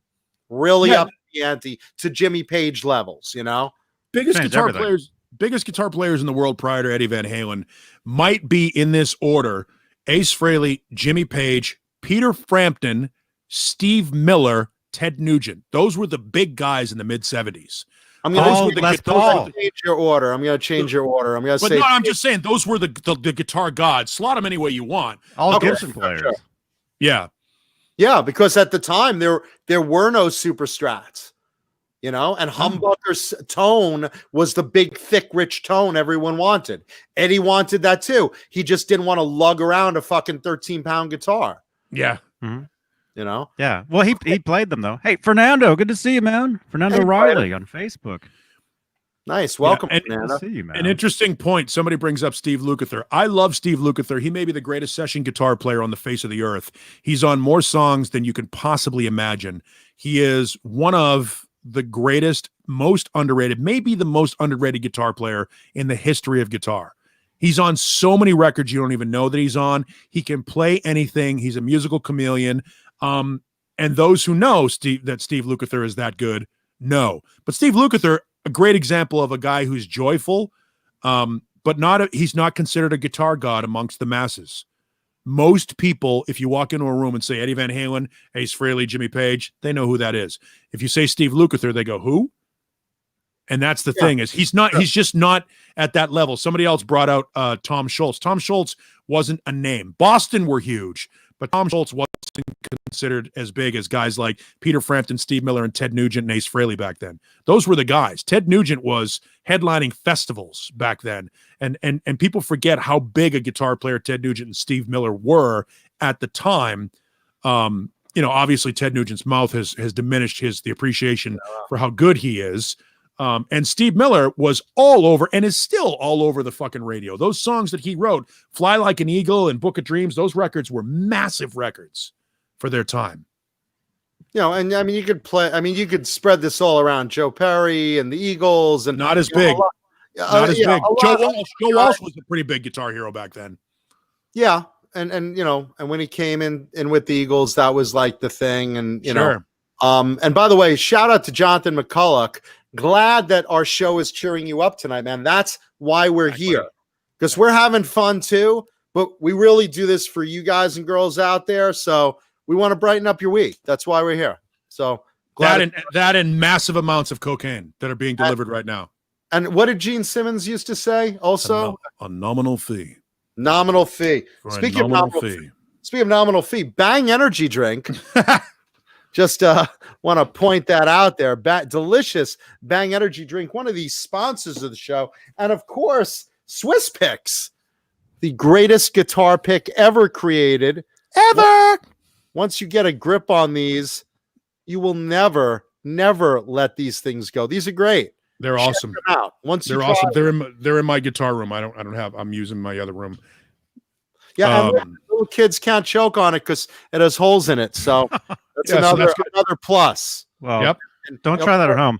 When I'm lonely at night, these holes come in here. But I use the pink one to keep it. Of course, a little. Use the smallest hole. My pick-gina right here. And really quickly, Steve Carmichael, what do you think about that? I'm just seeing that now. Steve Carmichael.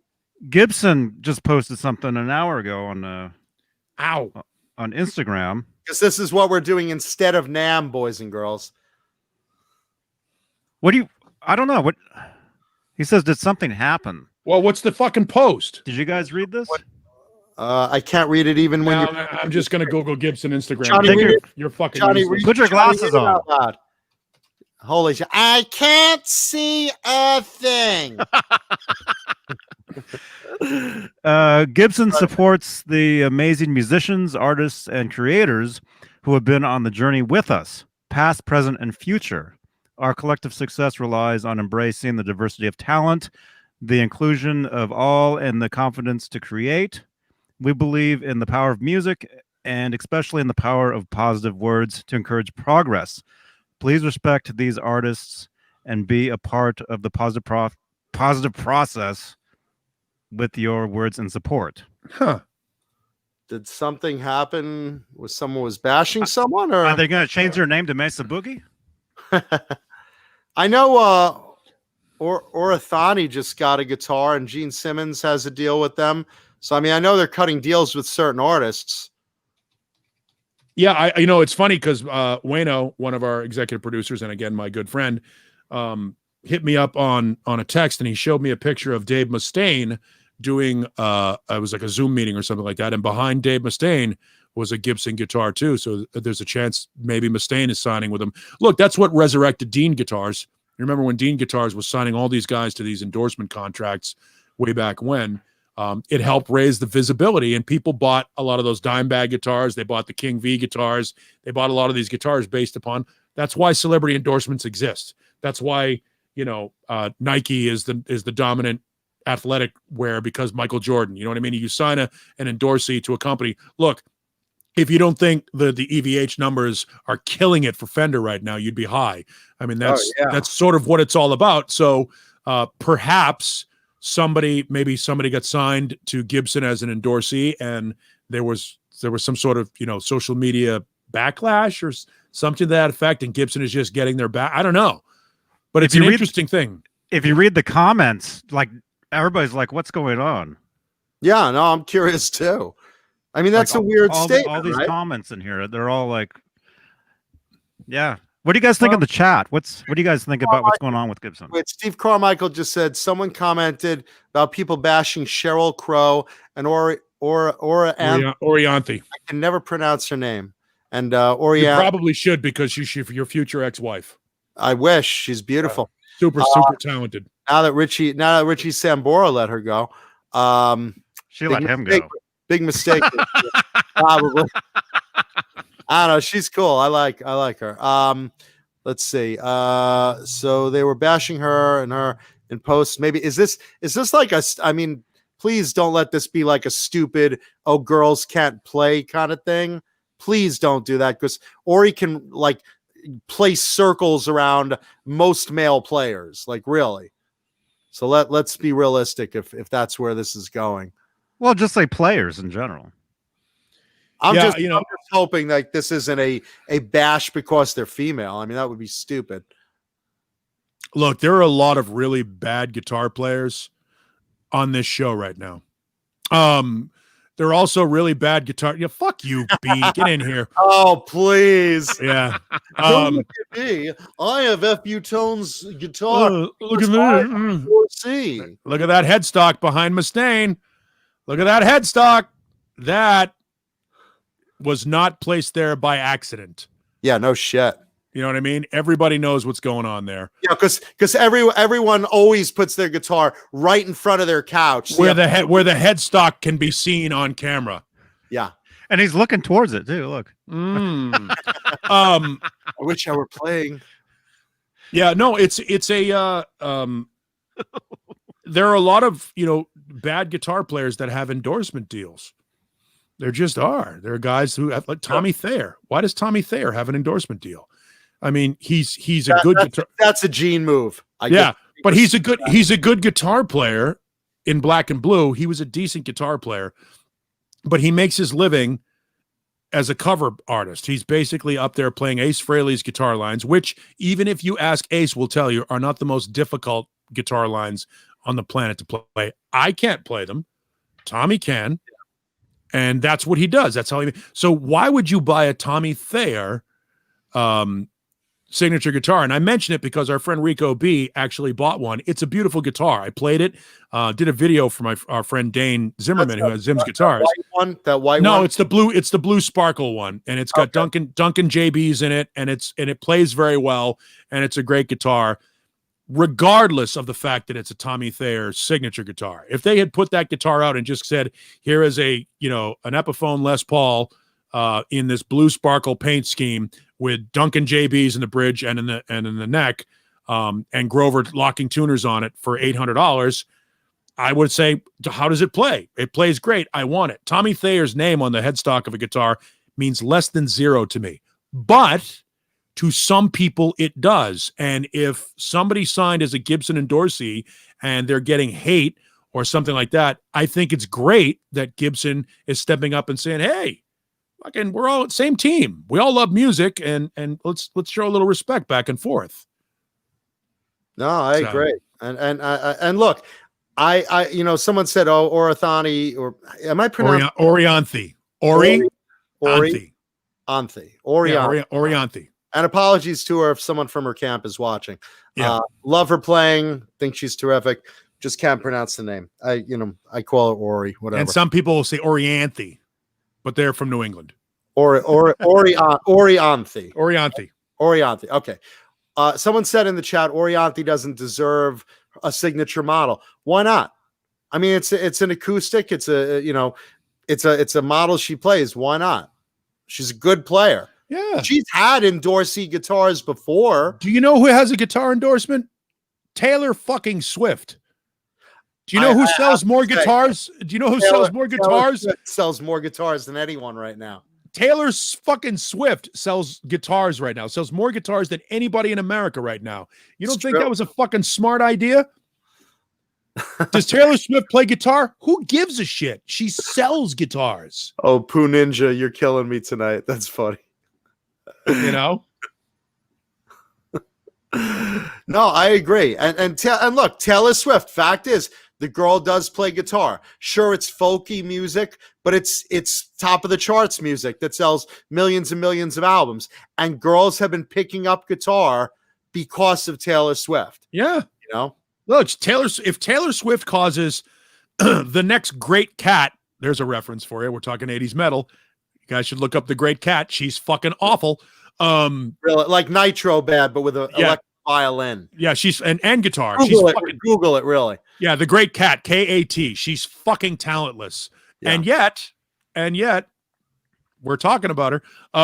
She's a Juilliard. She's a Juilliard graduate that fucking Billy Milano eviscerated her at an old panel back in the 80s. For those that don't know who Billy Milano is, former lead vocalist for SOD, current lead vocalist for MOD. You kind of want to set her up on a date with Jim Gillette. Super talentless, but who gives a shit? If somebody like Taylor Swift or Orianthi or anybody, Satchel from Steel Panther, if one of those people causes any kid to walk into any guitar shop, whether it's Guitar Center, Sam Ash, wherever the fuck you want to go, any guitar shop, and shoplift, and turns left towards the guitars instead of right towards the DJ gear and equipment, that's a win. Towards the samplers. Yeah, towards the that's a Nelson Rodriguez with a guy man dude reference.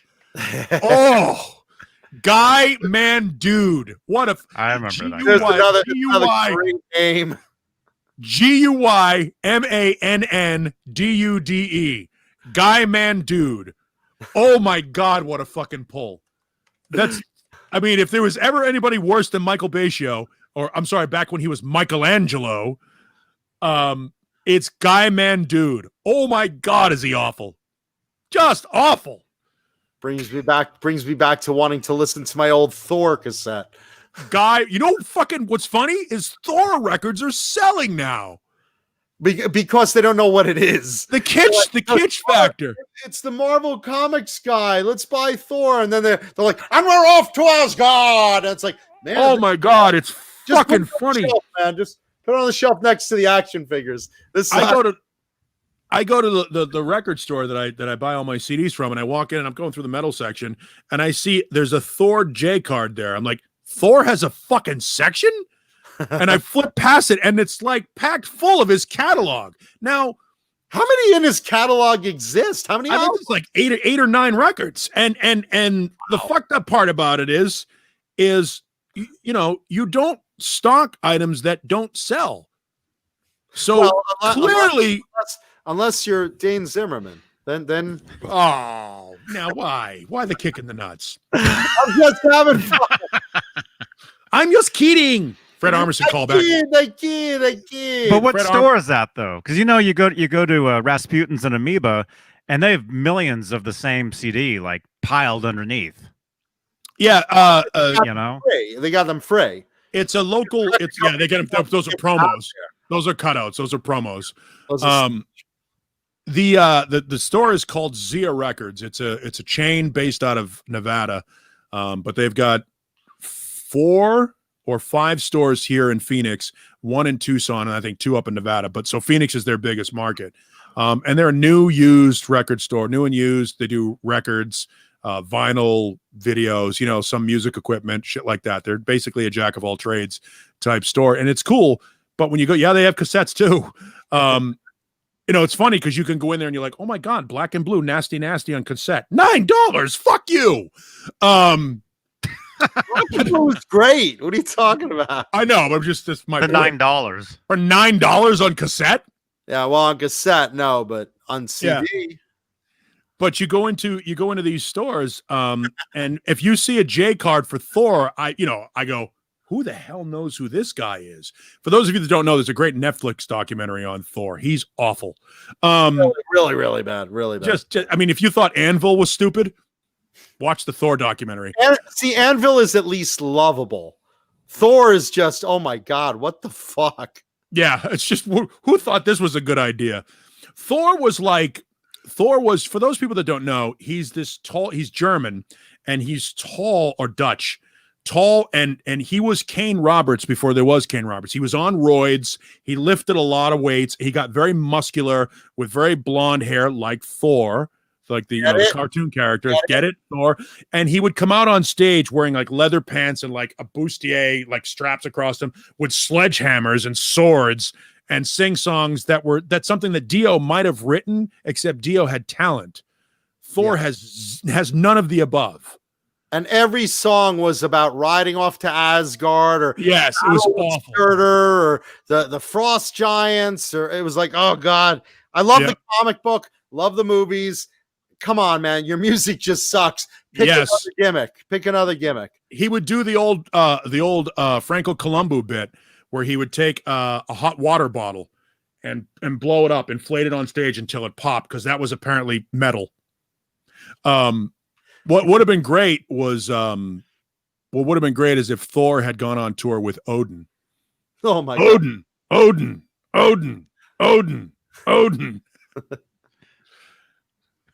That's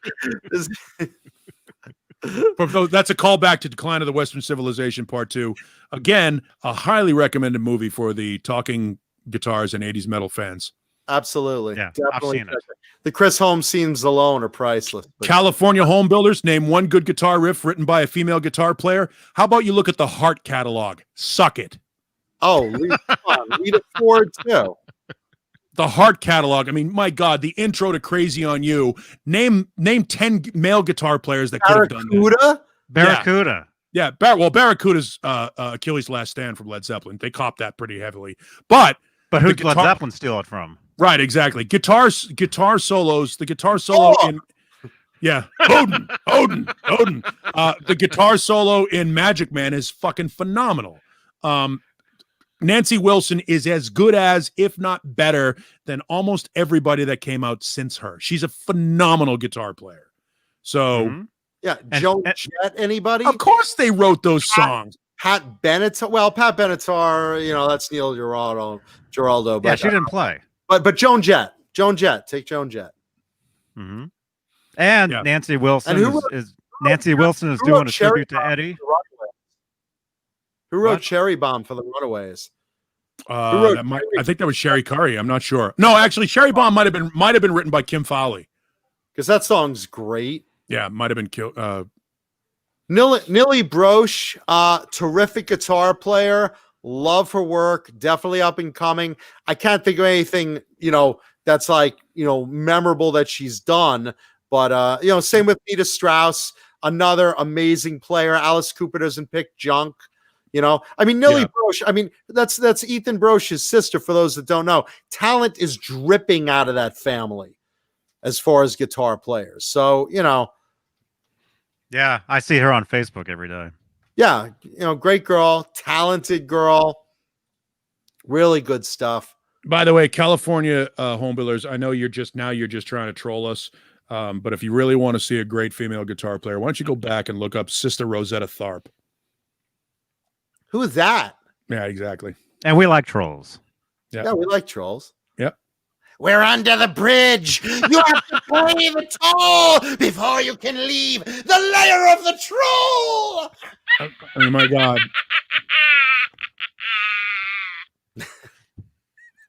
The Great Cat, as much as I hate her, is a phenomenal guitar player. Jennifer Batten is a fucking ridiculously good guitar player. Courtney Cox, absolutely, from the Iron Maidens. Mm-hmm. Remember, we saw her at NAMM. Yeah, we did over in the bar area, and I've seen the Maidens before. They're terrific. All right, are they still here? Is California Homebuilder still here? Yeah. Google Charo. I really do a major dislike for female rock guitar players. I understand why, because the vagina sticks to the back of the guitar. Can be a problem. Is that what the problem is? That if you're the roadie, you're like, they're like, here. Google Charo. Oh my God. Coochie. Yeah.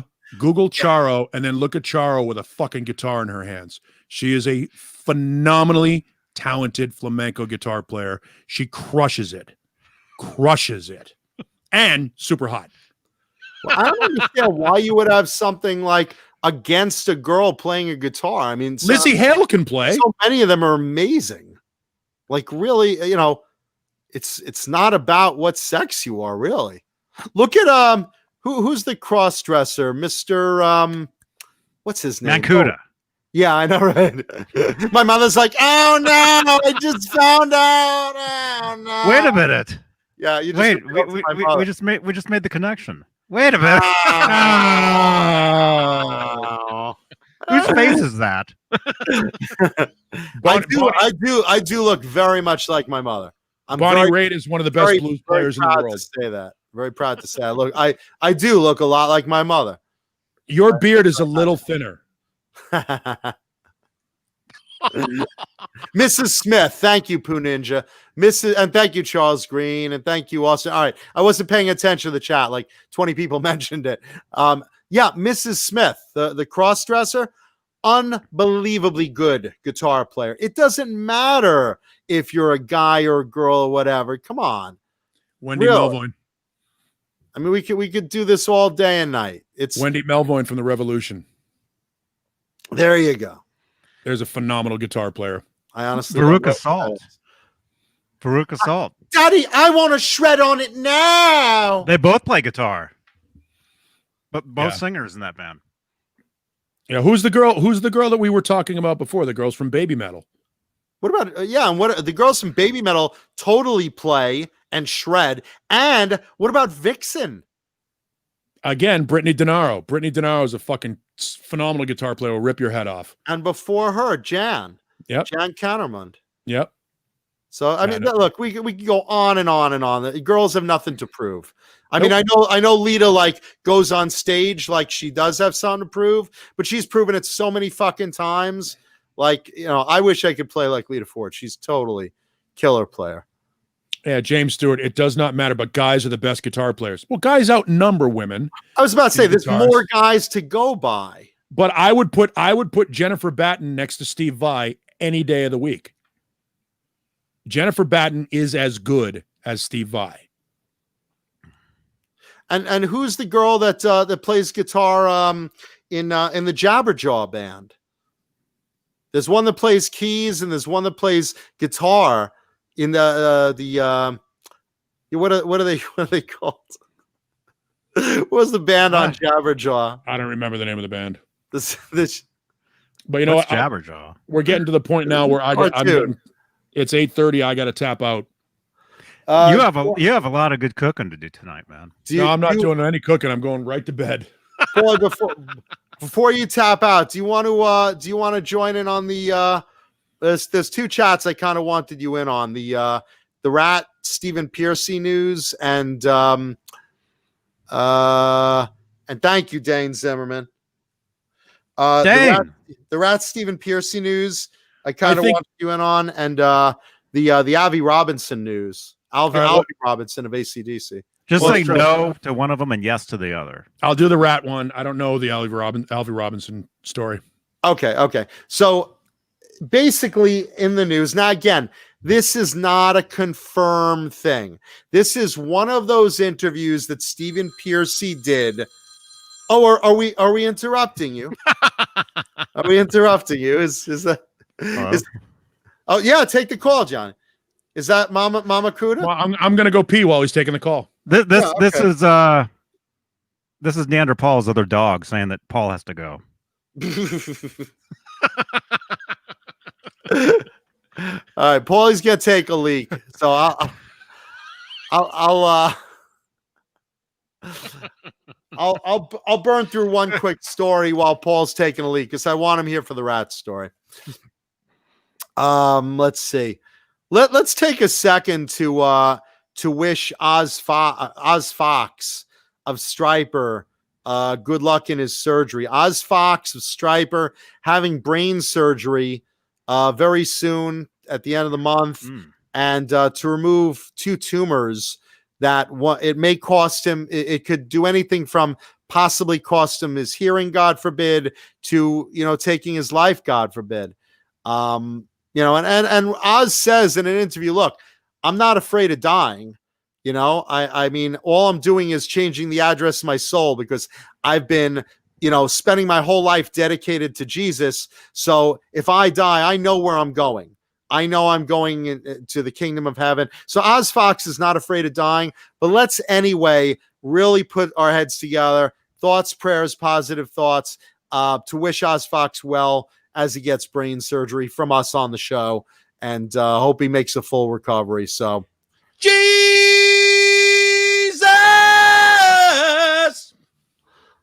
King, hallelujah, King of Kings, hallelujah, hallelujah, Orathani, I wanna do ya. So well wishes to Oz Fox. So Paulie, there was recently an interview with Stephen Piercy, and again, I wanted. This was with Eddie. RATT chat. Time for RATT chat. We got to get to it. I got to go. It's the cheesiest. All right. So here's the thing. Stephen Piercy talking to Eddie Trunk basically let everyone know that he doesn't want to put out another RATT record unless it's with all the guys surviving in the original lineup, which is basically everyone but Robin Crosby. Him and Juan Croucher are already in the band, Bobby Blotzer, as you know, there was a whole big debacle over years with him forming his own separate Rat band and them fighting over the name. And of course, Warren DeMartini, guitar hero of the band, where he just left the band, wanted no part of it, and that's that. Steven put out into the atmosphere that he wants to make a last Rat record with the original team, that he doesn't want to make a record called Rat without them. He feels it would be too much of a cover band if all 4 surviving members were not a part of it. They haven't made a record since Infestation many years ago. I think like back in 2010, 2009. 2009. Okay. Yeah. So, he basically put out there, look, I'm not saying that this is going to happen, but I do talk to Warren now, which I was not before. I'm actually on good terms or acceptable love-hate terms with Bobby Blotzer right now. And fact is, we are not the most dysfunctional band out there. There's guys like Motley Crue that may just go on stage and not even talk when they get off. There's guys like Dokken that have put it together for the right money. Where I'm not saying, because Warren basically said, no, I don't want to do another Rat record still. But now we're at least talking. And fact is, I'm putting it out there that I, Stephen Piercy, want to do another Rat record with the original guys and don't want to call it Rat without them. So will it come together? Will Warren and Bobby come together at some point and join up? It's in the air now. So it's right now, there's no news of it. So right now, there's no news of it. And again, if you ask Warren, he'll say no. But now he's talking to Piercy. And the last time he did that was back in 2017 and 18 when they got together for a couple of touring shows. But, he really didn't want to be a part of the band at that point. And he's saying, look, other guys have put it together. Guns N' Roses have managed to figure it out. Maybe we will too. Who knows? But I want to do it. But they're Guns N' Roses out there. Yeah, here's the thing, though. And we've talked about this before. Mm-hmm. Rat was a better band and should have been bigger than they were. Definitely. Their songs hold up. Their records are fun.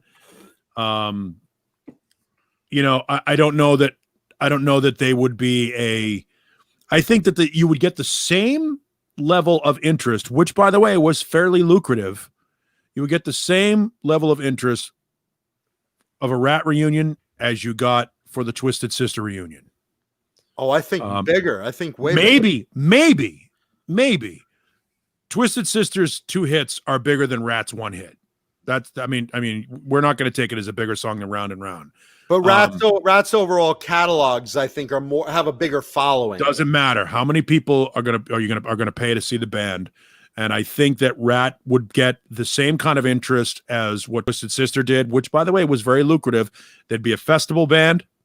They'd be mid-level on the festival. It would be fun to see them on a bill with 8 or 9 other bands doing the festival circuit.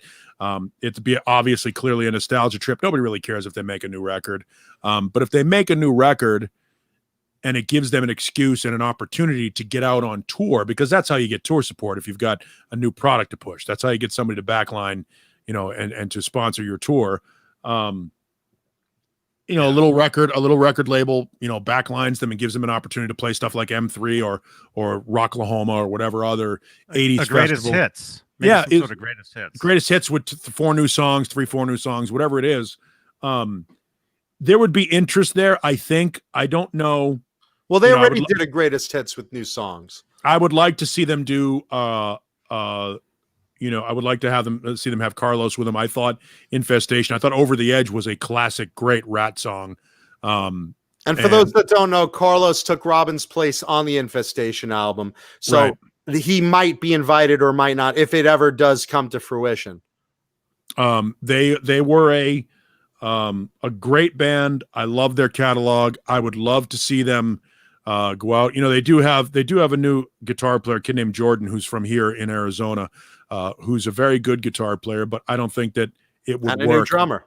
Yeah, I don't think that it would work with the classic RATT lineup. I think Carlos would be the guy that they would have to do it with. It's really going to be a matter of can Warren and Bobby get along? David Well, Ennis. they're saying if they did it, welcome David Ennis to membership. You've arrived, my friend. It's a matter of, he wants the original lineup. I think the other guys would be sidelined, sort of in the way like when Dokken got together with Lynch. It puts their B team on the sideline, or when Kiss got together with Ace and Peter, it put Bruce Kulick on the sideline. I think that's the idea, is the whole retro nostalgia wave that's going on right now with the Kiss farewell tour, with the Motley Crue Poison Def Leppard stadium tour, with this is the time before everyone gets really old. This is the time that everyone's looking for that nostalgic hit. And I think they would do real well with the last album. And the Geico commercial didn't hurt. Definitely. That set them back on the top 40 charts. Think about that. The Geico commercial didn't hurt. It gives them an opportunity. They have a limited opportunity to get out there and it would have to be a classic lineup, quote unquote classic. Obviously, Robin is gone. Carlos. Yeah, I think it can be done. I don't know that there's a huge demand for it. I think it would be fun. I'd go. I'd go too. I'd go. I mean, Johnny? I love that band. Johnny, nah. I wouldn't go. That was a band that was one of the bands. That was one of the bands that I remember sitting up on Saturday night, with the rest of the guys in our band, looking at TV, going, "Man, wouldn't it be great if we could get on that tour and open for them, open those guys?" You know what I mean? Like we looked at bands, that we thought we would match well with. You know what I mean? Like musically, we sit back and go, "Oh, there's a band we could play with." There's a band that if we got on that tour would be fucking great. And then Nirvana happened, and that game was over quick. And James Stewart, let me just stop you there. You say most are already old already. I'm going to quote Bones McCoy and Captain Kirk in Star Trek. Come on, Jim. Let's do this before you're really old. So, like David Crosby. He can't go out again. That guy will fucking fall apart like a dandelion if the wind hits him. James, everybody in the Stones is old, and they were fucking fantastic when they came through here 2 years ago. Everybody in Judas Priest is old. They sound fucking fantastic. Yeah, they're not too old to rock. They're not, and by the way, there's so much effect on Stephen Pearcy's vocals anyway, that nobody would know the difference. I mean, look, if they go out on the road, they're playing to backing tracks. Make no mistake about it. They're going to be backing tracks. They're going to be samples. One of the beautiful things about technology now is they've made it easy for bands who can't do it anymore at the level that they did when they were in their prime to still go out and put on a great show. And Warren can still fly his fingers down a fretboard. Don't you think? I agree. I think Warren was one of those guys that was, should have been, it's interesting. Somebody brought up, I forget, and please forgive me for forgetting who wrote it. But I thought it would be interesting. Somebody mentioned Jakey Lee. That'd be kind of neat. Or Matt Thor, one of the old guys that were in briefly in RATT, would be kind of neat to have them do something with them. Chemistry can't be created. As good as that Infestation record was, Robin wrote the songs and wrote great songs. And I mean, that was a great band that should have been bigger, but they were just too fucked ups. And here's the kicker. He also revealed that yes, Iron Maiden are old as fuck and they're still great. Touche. Here's the kicker. Pearcy also revealed that him and Warren already wrote and completed one single and started to about halfway through another one before they went separate. So there's incentive just to even release that single or two out of the gate and see where it goes. But, for the record, there you go, Michael the Captain Smith. Look how happy those guys are to meet him. Yes. Clearly Jake and Warren are starstruck. Even the guy in back is afraid to approach him. He's like, "Oh my God, it's Michael the Captain Smith. Don't bother him, man. He's already holding court." And look at the two guys in the way back. They're totally scared. I know that forehead anywhere. By the way, how much bass is Jake wearing in that picture? Holy shit. Look at all the bass he's wearing. I'll bet I could scrape that off and make waffles. There's a lot of wrinkle cover up going on there, Jake. Thick looking guy. Don't get me wrong. Hell of a fucking player. I think Jakey Lee's period in Ozzy's band is grossly underrated. And Badlands is the best band of their time that nobody knows about. And Ultimate Sin is my favorite Ozzy album, with respect to Randy. And the first Red Dragon Cartel record is poop. The second one, awesome. Yeah. And again, it's don't blame Jake. Jake usually delivers. But like I said, he can play for sure. With all that out in the air, I would love to see the classic RATT lineup return. Now that it's, being talked about, I'm sure other guys are going to try to pressure Warren. I think it all boils down to Warren, because he's really the linchpin. Bobby Blotzer would suck a dick for an Eminem right now. I mean, he's got nothing going on, really. I mean, that whole RATT cover band shit fell apart. What does he really have to offer otherwise, other than being a member of RATT? You're a great member of RATT. Otherwise, what are you bringing? Warren he could be waiting for that Contraband reunion we've all not been waiting for. Yeah, I mean, they should ask that. Listen, Fruitcake Tony, ask Cher about that when Vixen appears on this Saturday's Show Me Your Pick. Ask her if there's a Contraband reunion going on. Yeah, Tracy Guns is above that. It's funny. That band, again, a great example of the parts don't equal the result. I mean, you had, Tracy Guns, Michael Schenker, Bobby Blotzer, Cher Peterson, and Richard Black from Shark Island, who, by the way, is the guy that Axl Rose stole the snake dance from. And I love Shark Island. Yeah.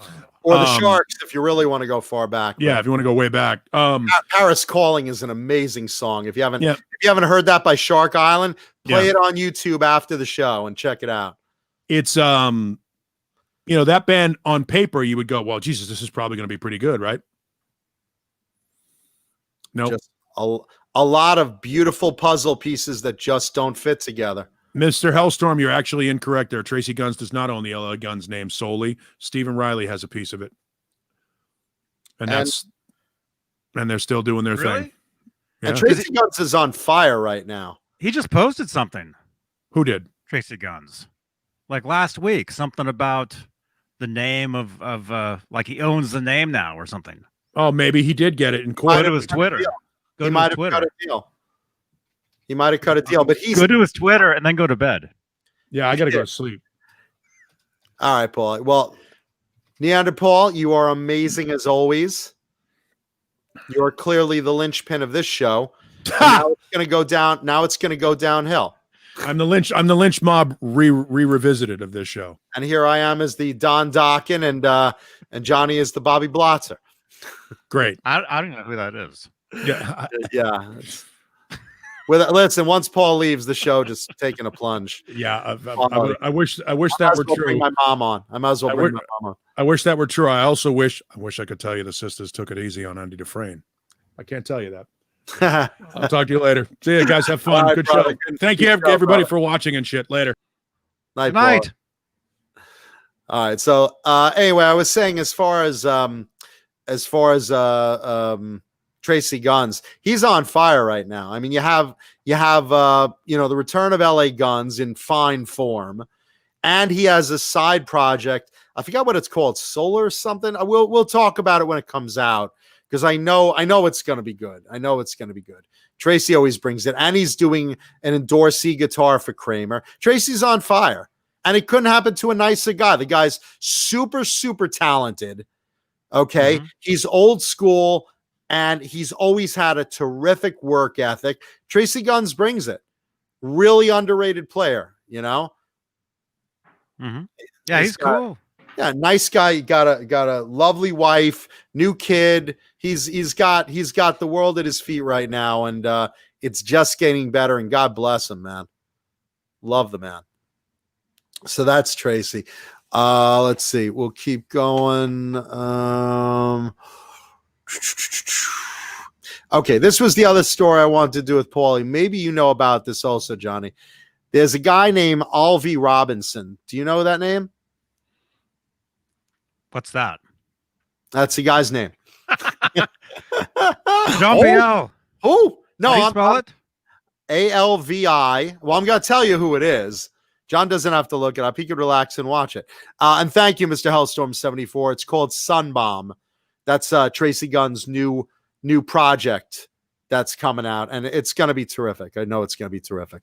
Just FYI. I heard a little preview of it, and it's going to be fucking great. So just watch out for that Tracy Guns Sunbomb.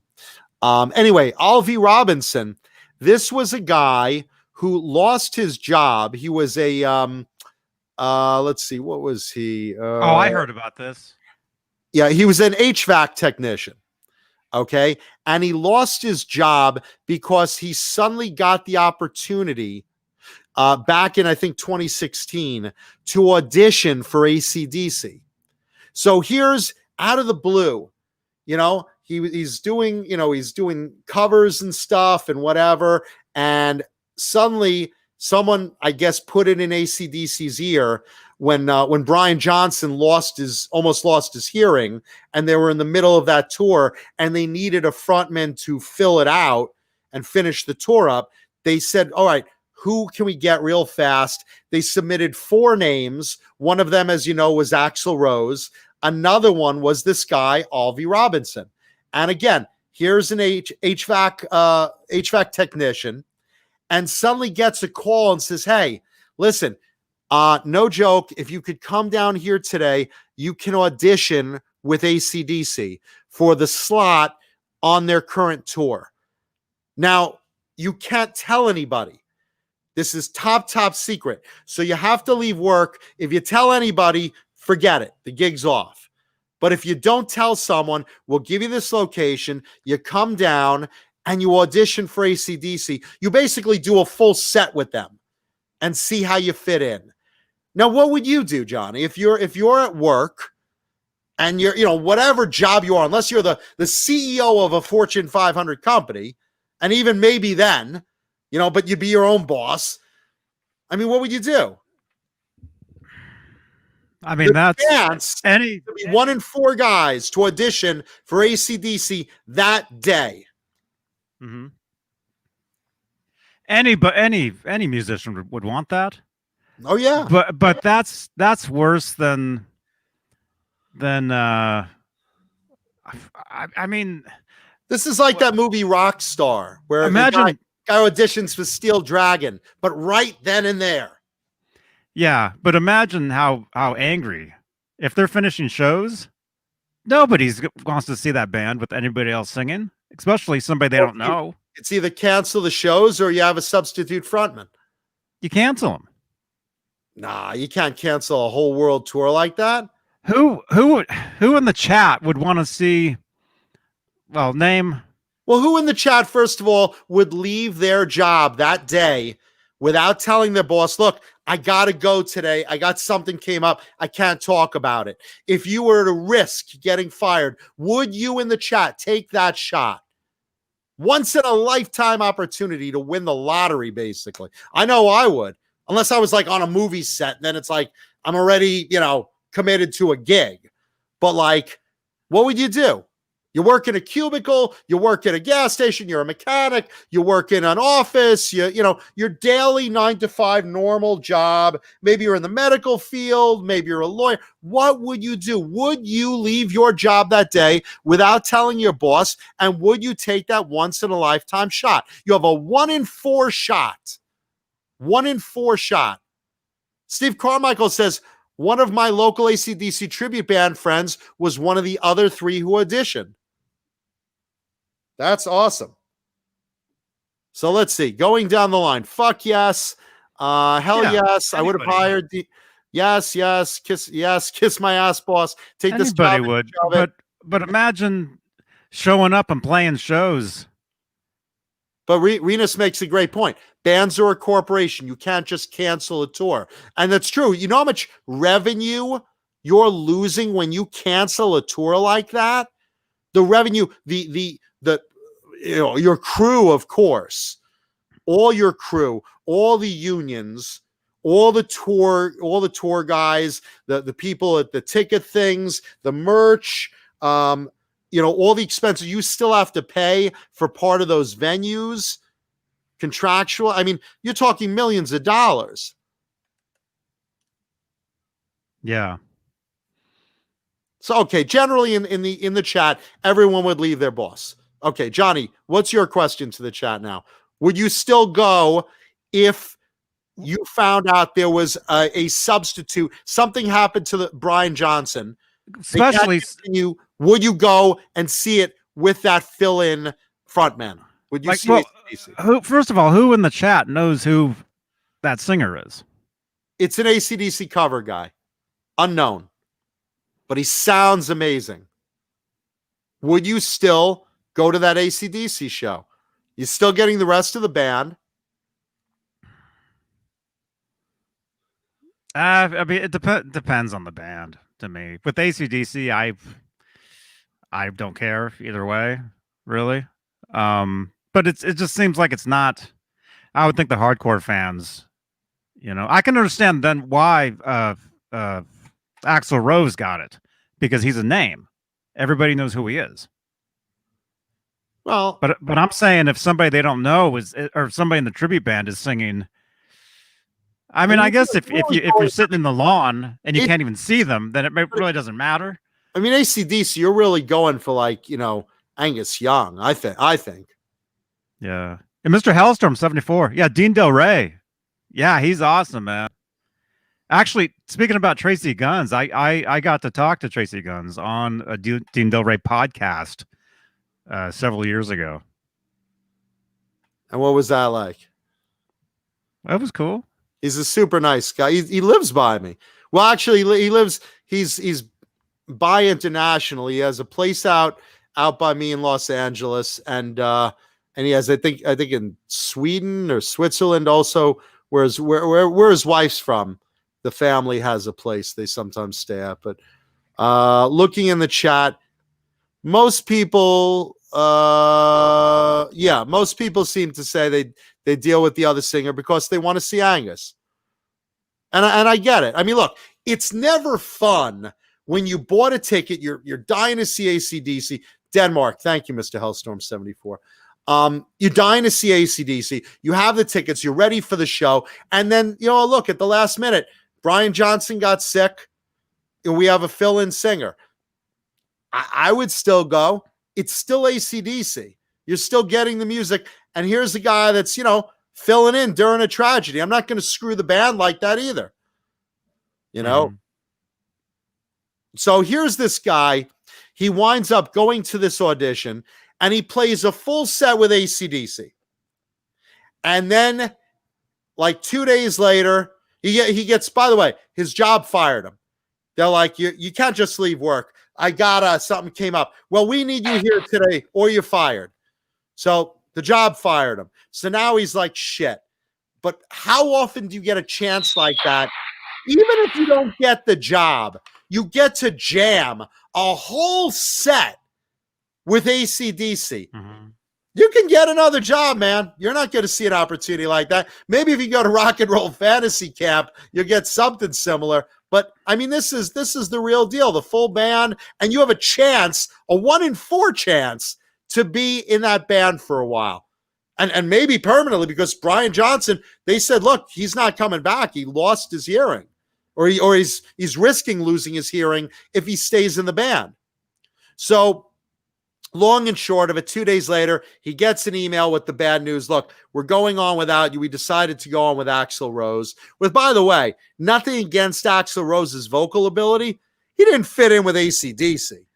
I think there could have been much better choices. The singer of Crocus. There's other guys that could have sounded better with AC/DC than Axl. He doesn't have that rasp that Brian Johnson has. But Axl is a name. He's the name, absolutely. Everybody going to that show knows who that is. So it's almost like seeing Guns N' Roses and AC/DC in one show. Well, that just means Axl's not going to show up and he's going to leave early. The voice of Guns N' Roses with AC/DC music. That sounds pretty good to me. I don't know. It doesn't sound good to me. I mean, look, if I'm seeing Guns N' Roses, great. I want to see Axl. If I'm seeing... Would you want to see Guns N' Roses with Brian Johnson singing? No, because I don't think it would be a good fit. I don't mind it being a name, but be a good fit. Look, Brian Johnson was a replacement in AC/DC. Think about that. Brian Johnson was a nobody that came in and filled in AC/DC. It just happened to work out really, really well. But, I get why Axl's a name, but the fact is he didn't sound good with them. I didn't think he sounded good. A lot of people didn't think he sounded good with them. He's got a different sound. Look, you could have John Bon Jovi. I also don't think he would fit in with AC/DC. Well-known name, draws a crowd, but it's not a good fit. Maybe even they have great, personal chemistry. We're friends. Blah, blah, blah. It's not a good fit, So here's this guy. Now he's like, shit. Now I'm out. Well, it kind of worked out anyway for him because here he was asked to join a band called the LA Maybe, an unknown band in Los Angeles. And now they have an album coming out March 26th called Dirty Damn Tricks. And I want you, this is your homework to our audience tonight. I want you to go on YouTube and check out the first single. It's called Mr. Danger. And the band is the LA, like Los Angeles, Maybe. The LA Maybe, the song is Mr. Danger. Check the song out. Leave comments in our video. Let me know what you think of that. Because really, I think the song is fucking terrific. And I think the band chemistry sounds really good. And I think these guys are going to make it. I think these guys are going to be good.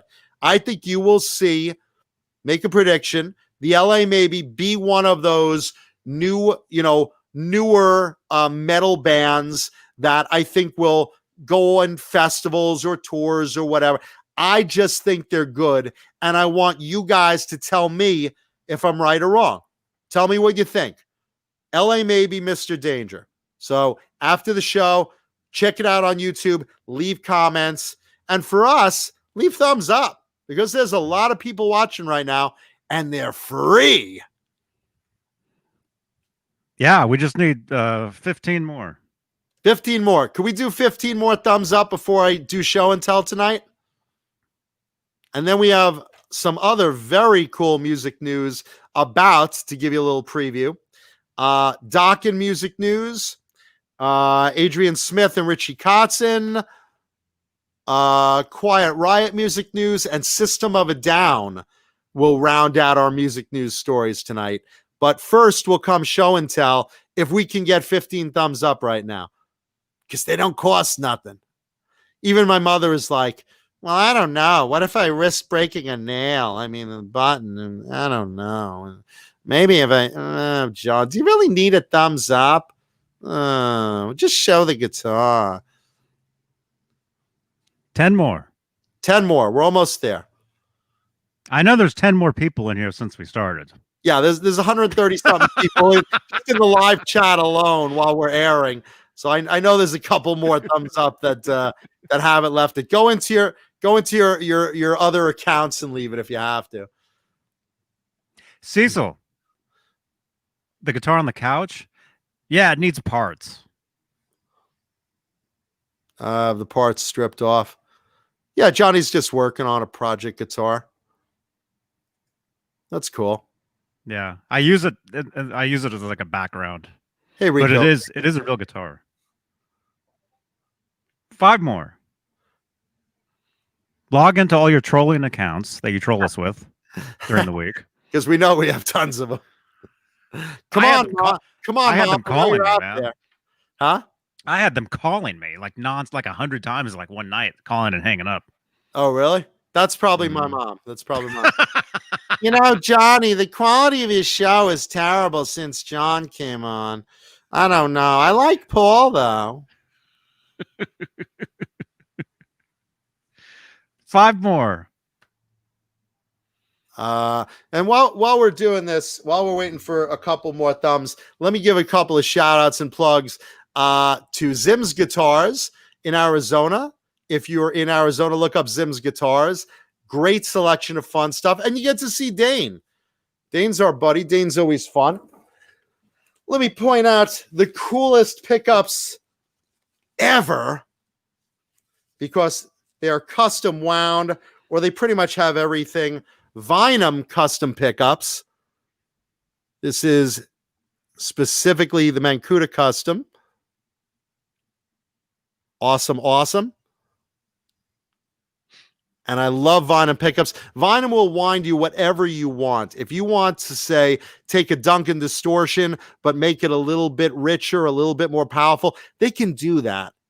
They could do it. Craig Vinum over there, he could custom wind pretty much anything you describe. And of course, they have ready-made stuff. They have all sorts of stuff. If you want just like a P90 in your Les Paul, they have quality P90s. They just pretty much have anything you could want. All sorts of color pickups. You want to get into the Ibanez gems and stuff and do a half purple, half yellow, whatever.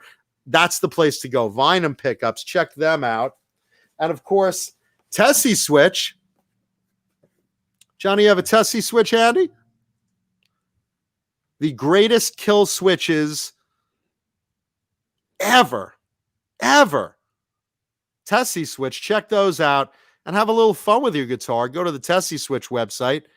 And again, they have all sorts. They have the arcade buttons and the little ones. They have some really cool stuff. I'm going to get one for a Beretta project I'm working on a little down the line. And of course, Super Bowl coming up, guys and girls. So you want to have some Colonel's Gourmet Popping Corn.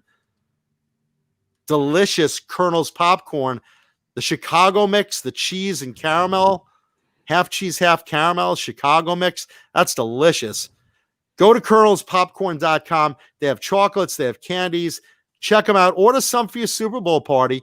Get it there in time. Mention Johnny Beane or Jay Hannon and get a special portion of popcorn or a discount, whatever they're giving you. They're giving you more or something. They give you more. They give you bigger portions. They give you like an extra sack of stuff. And nobody wants a big sack like we do. A delicious big sack to put in your lap.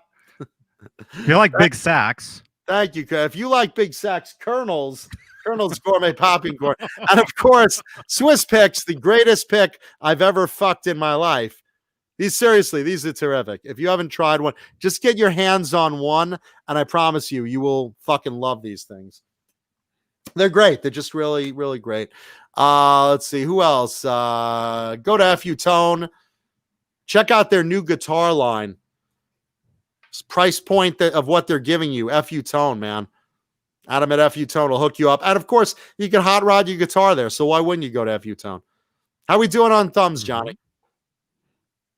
We at 100 yet? Same. What do we need? Four more. Well, technically, we needed 6. I said 5. Now we need 5. We need five more. We're getting more of these. That's the problem. Oh, good. That's my mom problem. Thank you, everyone at thank you, everyone at what is that? Colonel Kiesel. Ah. That's it. That's who's left us the thumb down. And everyone over at Bang Energy Drink is like right now, motherfucker. Yeah. Oh my gosh. And since we have 122 watching, tomorrow, I hear tomorrow is the last Wednesday of the month. Oh, so that means it is Metal Wednesday. Join us for Metal Wednesday with Jay Hannon and Boner Jams.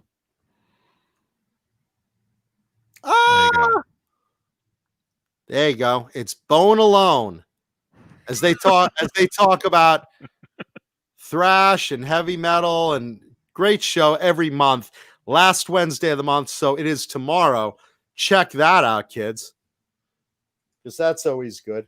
And again, check out Fruitcake Tony's show this Saturday. Show Me Your Pick, episode 32, with Cher from Vixen. Awesome. And there we are, 100 thumbs up. Thank you, everybody. It is time for Show It Now.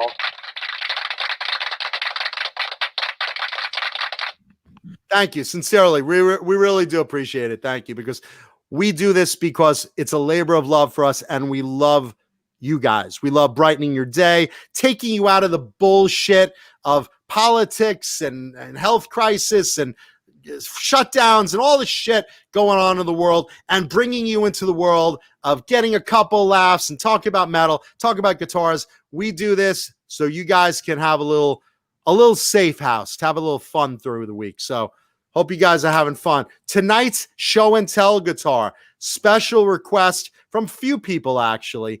And someone last week especially said, hey, John, bring something really pointy.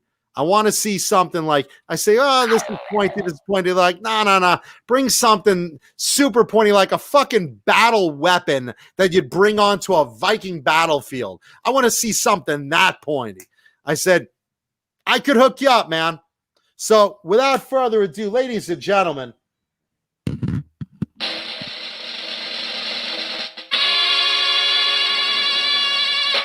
look at that thing. Now that's pointing.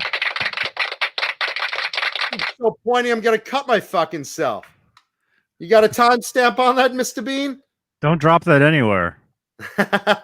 Hold it for 5 more seconds, and we'll have 3 hours. There we go, 3 hours. There you go. Okay.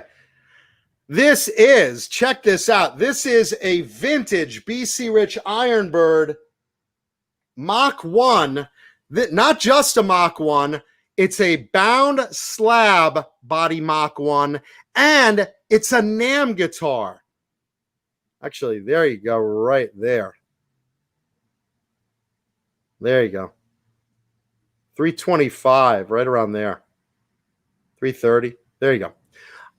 So it's a NAMM guitar. This thing in 1985 was one of the main display guitars for BC Rich at the NAMM show, showing off their Ironbird and just how cool this could be. This is electric metallic blue with white binding.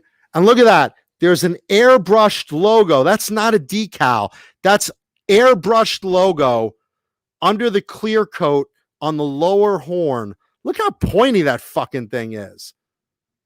Jesus Christ. You'll shoot your eye out. Hey, man, Cootie, you'll take someone's eye out. Look at that thing. That's cool. And then, of course, you got a rosewood headstock with the mother of pearl R on it. Now, this is called a droopy harpoon headstock because if you look at the shape of it, okay, it kind of angles off to a point. It's almost like a harpoon because they made a harpoon too. Harpoon goes straight up. This one angles a little bit. And why they did that is because it matches the lower wing. You see, it's parallel with the lower wing. If you look at the angle of it. So they wanted the headstock to be parallel with the lower wing to fit in with the aesthetics of the guitar. Look at that thing. This is a neck through guitar. So sustain for hours. Kaler. DiMarzio Super Distortion pickup, DiMarzio PAF at the neck, bound neck, very cool, bound headstock,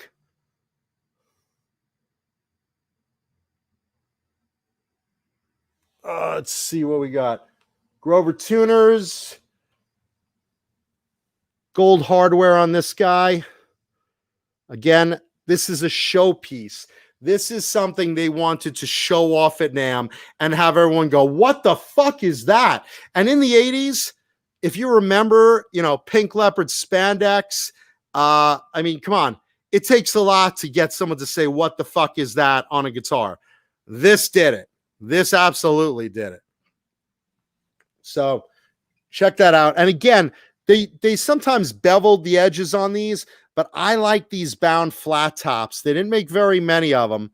I have a few of them. I had a yellow one on the show once before, yellow with black binding. But this guy, see, you got the Kaler bridge and the brass trim rings and these Moser electronics. Whoop, there you go.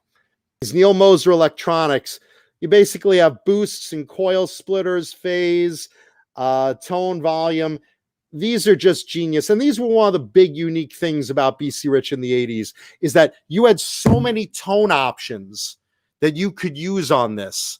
And again, this was really more for like, if you're in the recording studio, then you would probably play around with these electronics. Otherwise, you'd probably have the switches down. And, you know, if you're on stage, maybe just, you know, flip the booster or something, give you a little ass kick and turbocharge.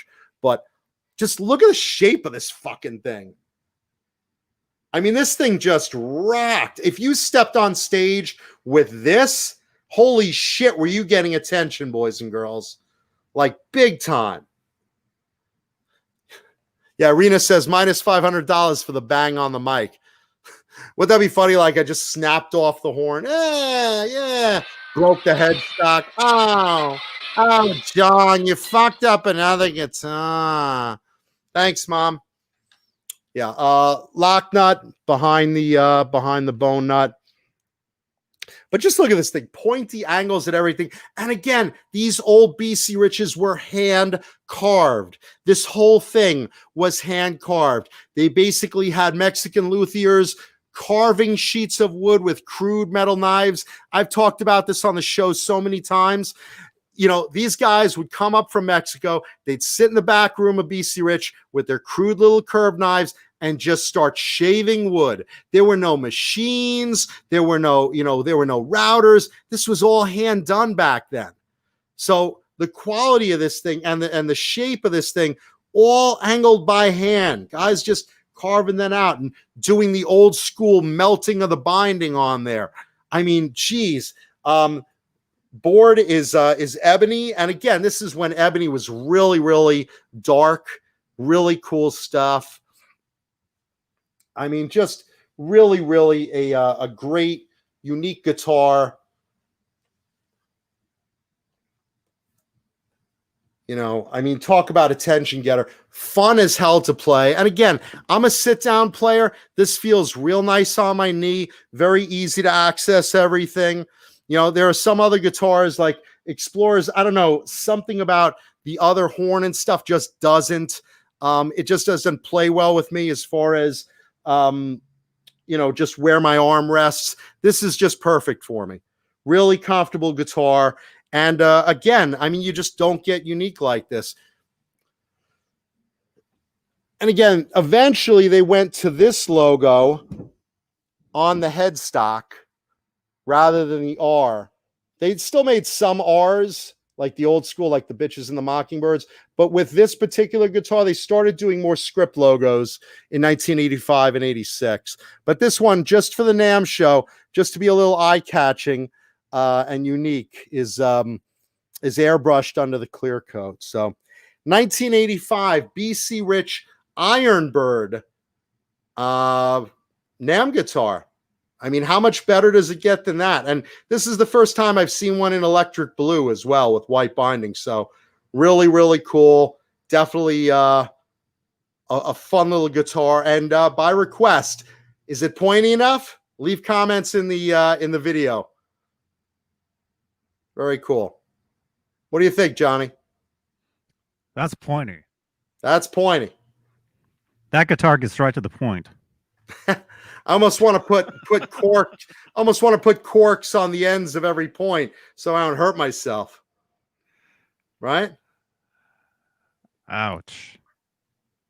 Yeah, the length of the lower horn. I mean, they eventually switched the angles of this into what was called the Mach 2 Ironbird, which is a little bit of a different angle. I like the Mach 1s. I like the first body style they came up with. I think they got it right the first time. This, to me, just, I love it. And again, the droopy harpoon, it's an acquired taste. It's not for everybody, and it's definitely not for, they tried to put it on Warlocks and ST Strats, and it looked terrible. This guitar, I think it works on because, like I said, it's parallel with the angle of the horn. You know, it's parallel right here, right here. It fits. Just the aesthetics of it. That's why I like it that way on this particular type of guitar. On others, not so much. And again, they've brought back BC Rich in their newest incarnation. They've brought back the Ironbird Mach 2, that version of it. Some people dig it. I like both, but I really like the originals. The bound flat tops, I'm just really, really all about it. And thank you, California home builders. Thank you, everybody, for the nice comments in the chat. And there you go. 1985, NAMM guitar, BC Rich Ironbird. Your show and tell guitar of the week.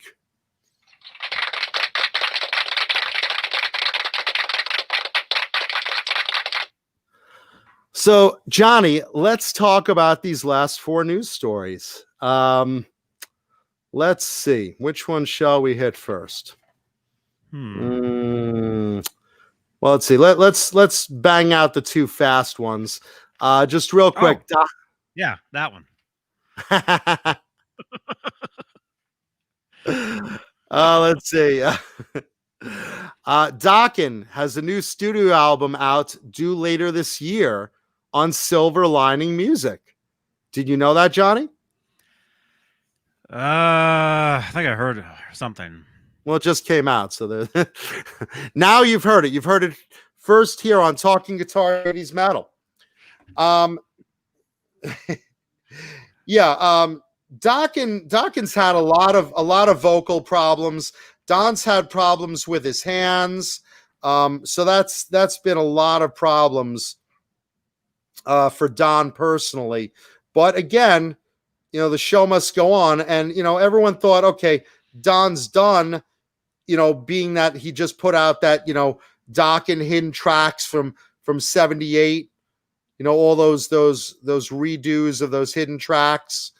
And, fact is that album sold, and Don still, did retracks on that album for all his old songs. He says because, the tapes, the old tapes were a little worn, so you can't really hear the vocals. That's debatable, whether you believe that or not. But the fact is, Don re-recorded the vocals of that, and it sold. So why wouldn't Dokken do a brand new album and keep going? Criticism or not, people will still buy Dokken product. I have to admit, I'll buy it. I'm sure as a completist, Paulie will buy it. And look, maybe it'll turn out to be good. I hope it is, because I like Don. I like everyone in the band. And, you wish the best for him. I mean, Don's having a rough time. So, I don't know what it'll sound like. I don't know how good it'll be or not. But crossing fingers, wishing him well, hoping it'll be good. That'll be out later this year on Silver Lining Music, new Dokken album.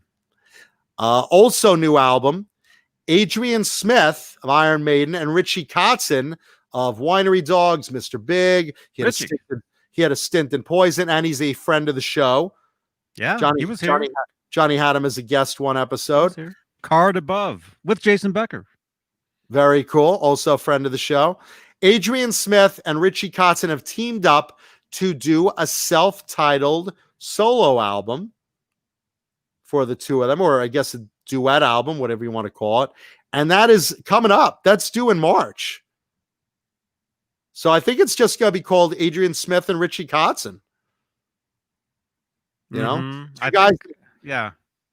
Two guys that put out consistent good product. I think that's going to probably be a winner.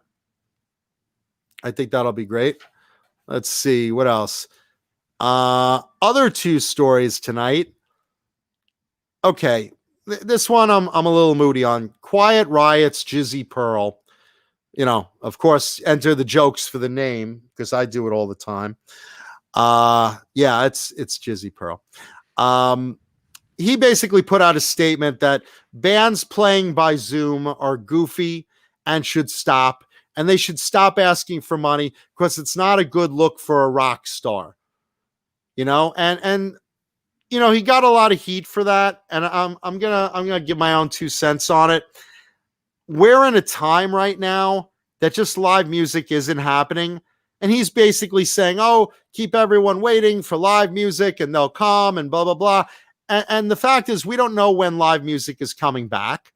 We hope that if everyone cooperates, maybe in the fall or the winter or possibly early next year, that's the hope.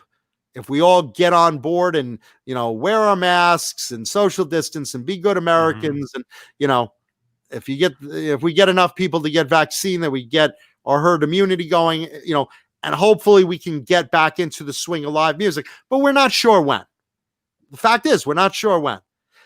During this whole time, which is now, keep in mind, we've been at this for a year now with this frickin' virus, and we're still going. We have a long way to go yet. Okay. So these bands that have been playing on Zoom and doing live shows, I applaud them. Whether they do it for themselves, as some have, whether they do it for charity, as some have, whether they do it just to feed the families of their crew who are all out of work unexpectedly. And that's a lot of people. I mean, you look at the stadium tour, the Poison, Joan Jett, Def Leppard, and what was it? Motley Crue. You look just at all the people working for those 4 bands, and for all the stadiums and the unions and all those people. They're out of work. This is what they do. They're out of work. Now, maybe you're Motley Crue and you have enough money to sit on your ass and you don't have to work. You're worth millions of dollars. You're a rock star. But all your crew, they don't have that money. The riggers, the lighting guys, the roadies, the truck drivers, the tour managers, all the crew. These people are out of work, and a lot of people are doing it just to pay their crew and help them out. Others are doing it for, whatever, cancer charity or whatever. But whatever the reason they're doing it for, some are just doing it for morale. Metallica's done a couple of great shows, and I'm just pulling a name out of my hat. Others have done it too. Bon Jovi and Aldo Nova. And some of these people are just doing it just to basically say, hey, I care about my fans. I care about, you're sitting at home. We're all in this together.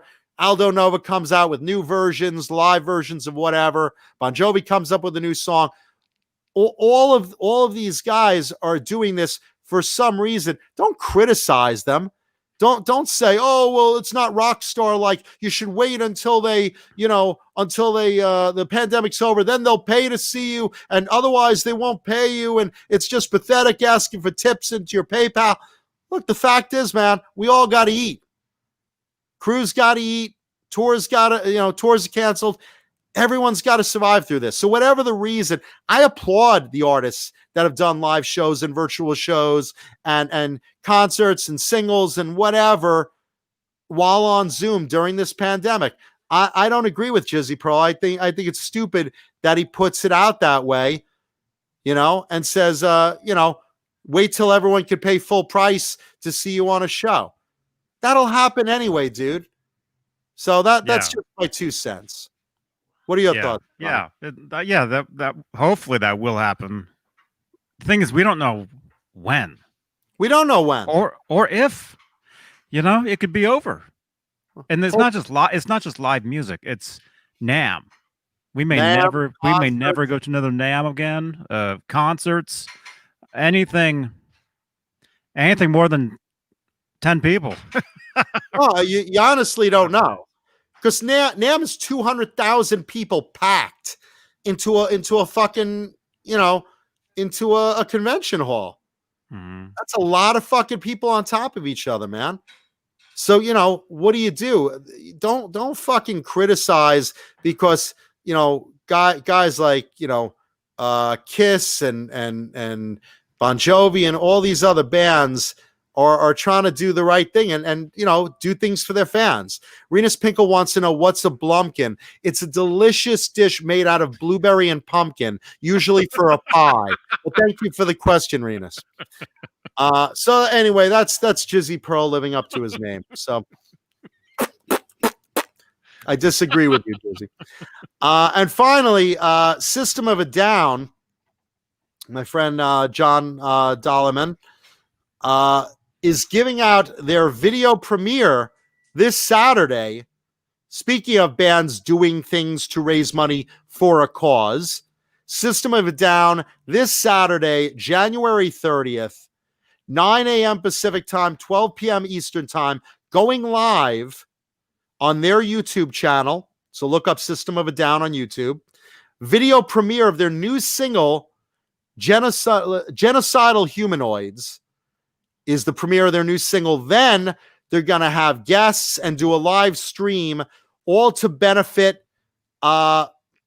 raising money for people that have been injured in the conflicts in Armenia.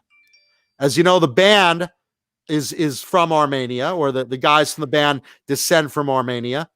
And I think it's great. They're basically raising money for prosthetics for people that have had their legs blown off.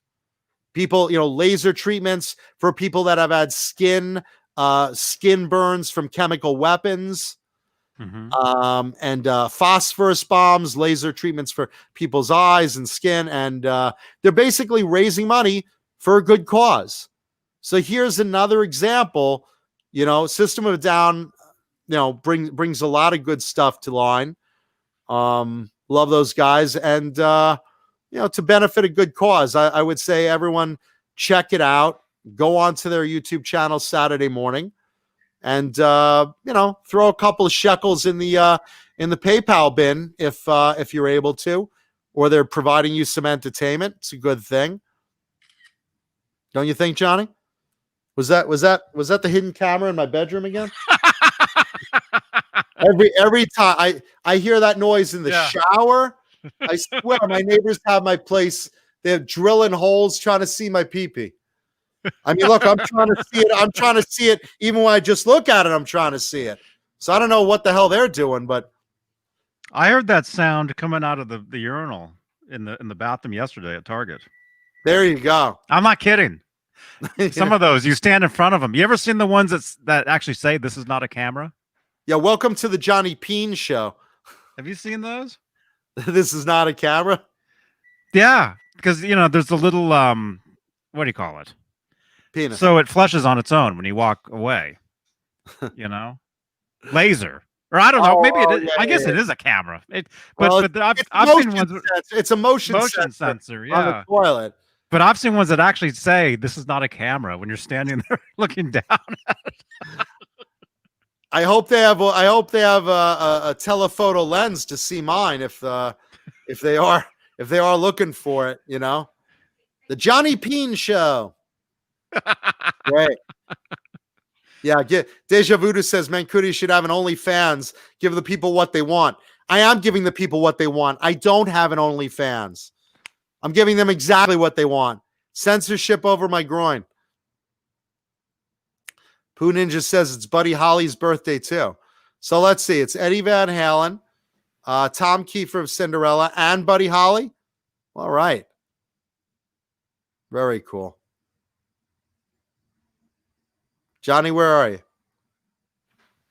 I'm here. Johnny's checking the security camera in my bedroom.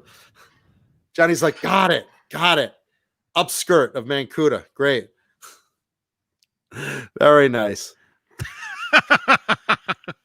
No, I'm just not paying attention. I'm trying to upload something. I was trying to load something earlier. I was trying to bust a nut and loosen my load. I got too many things, it says. No, as far as what you were saying though, no, that's Sorry to interrupt you, Johnny. No, I'm just trying to. What should I erase? Cecil Music says, does Swiss Picks send samples? They don't, but a pack of Swiss Picks, it's just a couple of bucks. Go to Swiss Picks website, order just a 6-pack. Order just a 6-pack, and you will. They have glow in the dark picks, these atomic cheddar ones. Check them out. They'll hook you up. And again, once you try them, it's a game changer. Go in with a buddy. It's a couple of shekels, a couple of bucks. Well worth it. Trust me. Then you'll come on the show. You'll be like, oh. Yeah. They're. Oh, wait, I'm in the wrong session. You can't see that. Okay. Hang on. I have to erase something to get this other picture. Johnny's on browsers right now. Jesus Rapes Me says, have you seen a video of a Star Wars Jawa playing Eruption? I haven't, but that's something to look forward to. Yeah, I saw it. Is it fun? people keep sending it to me, and thank you so much. I mean, everybody that sends stuff. Yeah, it's cool. I mean, it's like animation or claymation or whatever. So it's whoever made it is really, it's great. Nice. You know. But as far as what you were just talking about, no, I mean, it's. I was just talking about how great Swiss picks are. Well, yeah, those two, those are awesome. But no, the Zoom, was it the Zoom concerts? No, I was up to System of a Down, and yeah, that specific one. That's cool. Yeah, there we go. That's the quote. Ladies and gentlemen, Johnny Beane has spoken. It is cool. It is cool. That means Johnny says it's safe to watch on Saturday. It's cool. Let's see. We got 8 questions in the chat today. Run out a couple minutes on the clock before we go. Leave some questions. We'll make it an even 3:30. Yeah. So you got 5 minutes. 5 minutes of open floor questions from the chat. Yeah, we have 105 in here. Maybe something we missed earlier during the show. We were talking. Let's see. Cecil Music. Ask Craig Vineham. You never know what he's able to do. He comes up with some great stuff. Vineham pickups. Renus Pinkle. What's your opinion on amp modelers like the Helix or Kempers? I'm not very big personally on modeling amps. I mean, I have at my parents' house, I have a PV Viper just so I have something there to play here and there.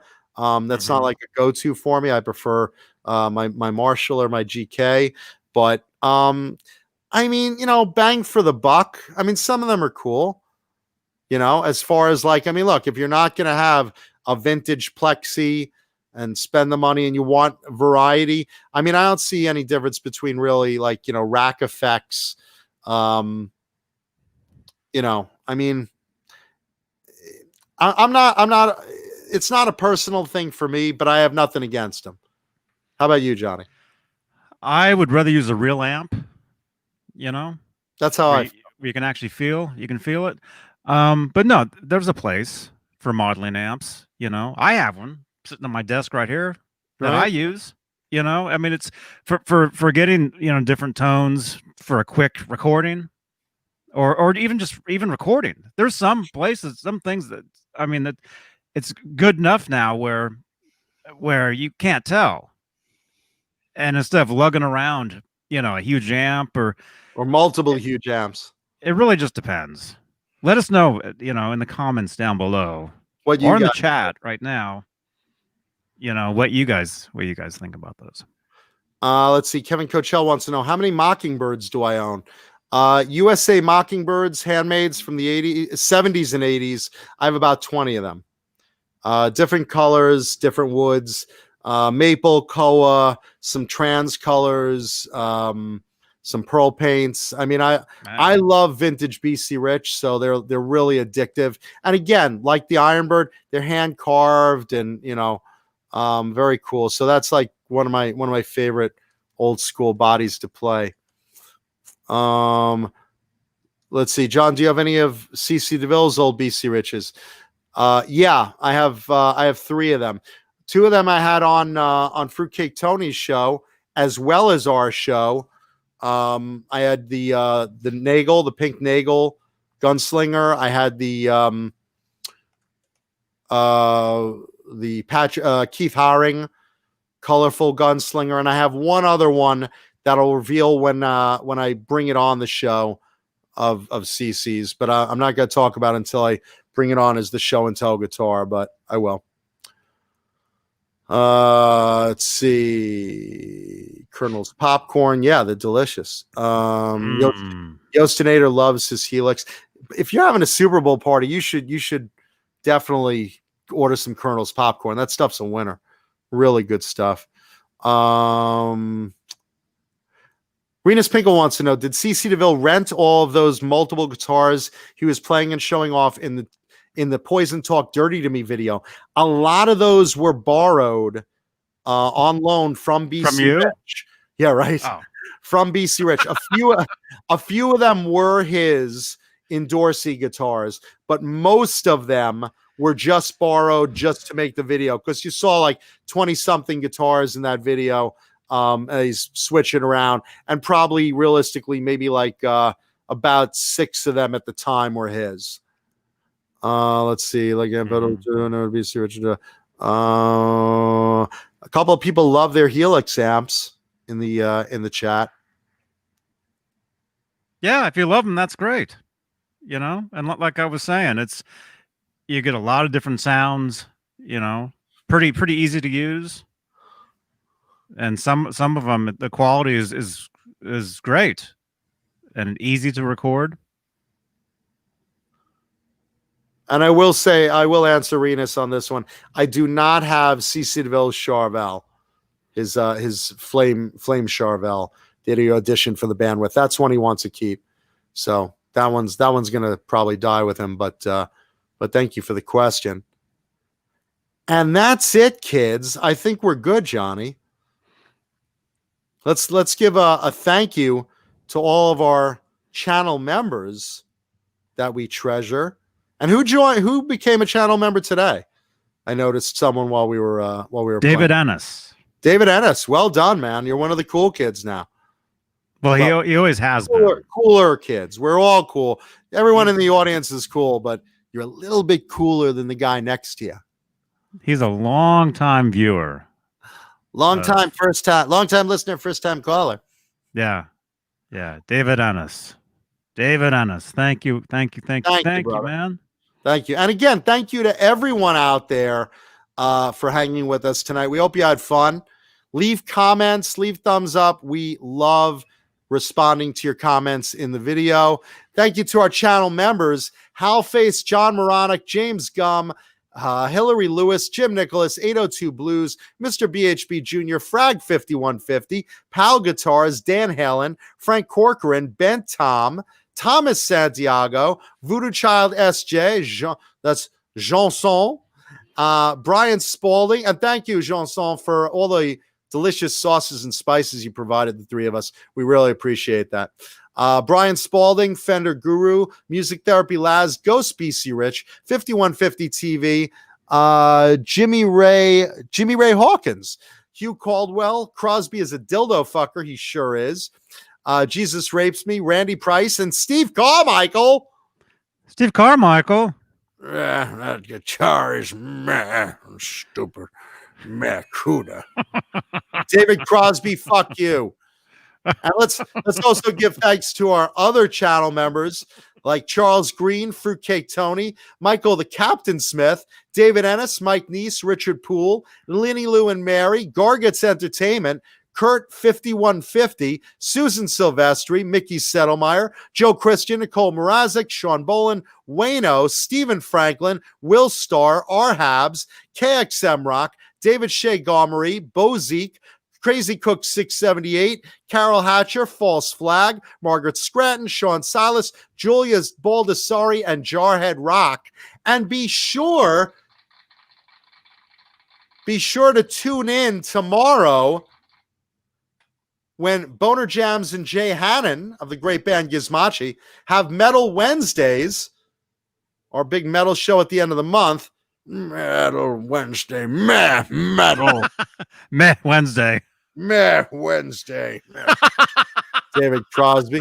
And much love to my mother who's probably watching. Love you, Mom.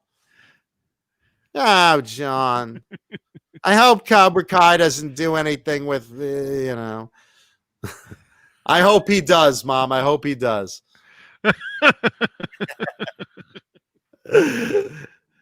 Thank you, Cobra Kai, for all the graphics you give us. And again, huge thank you to our audience. We love you. We care about you. Be safe out there. Be nice to everybody.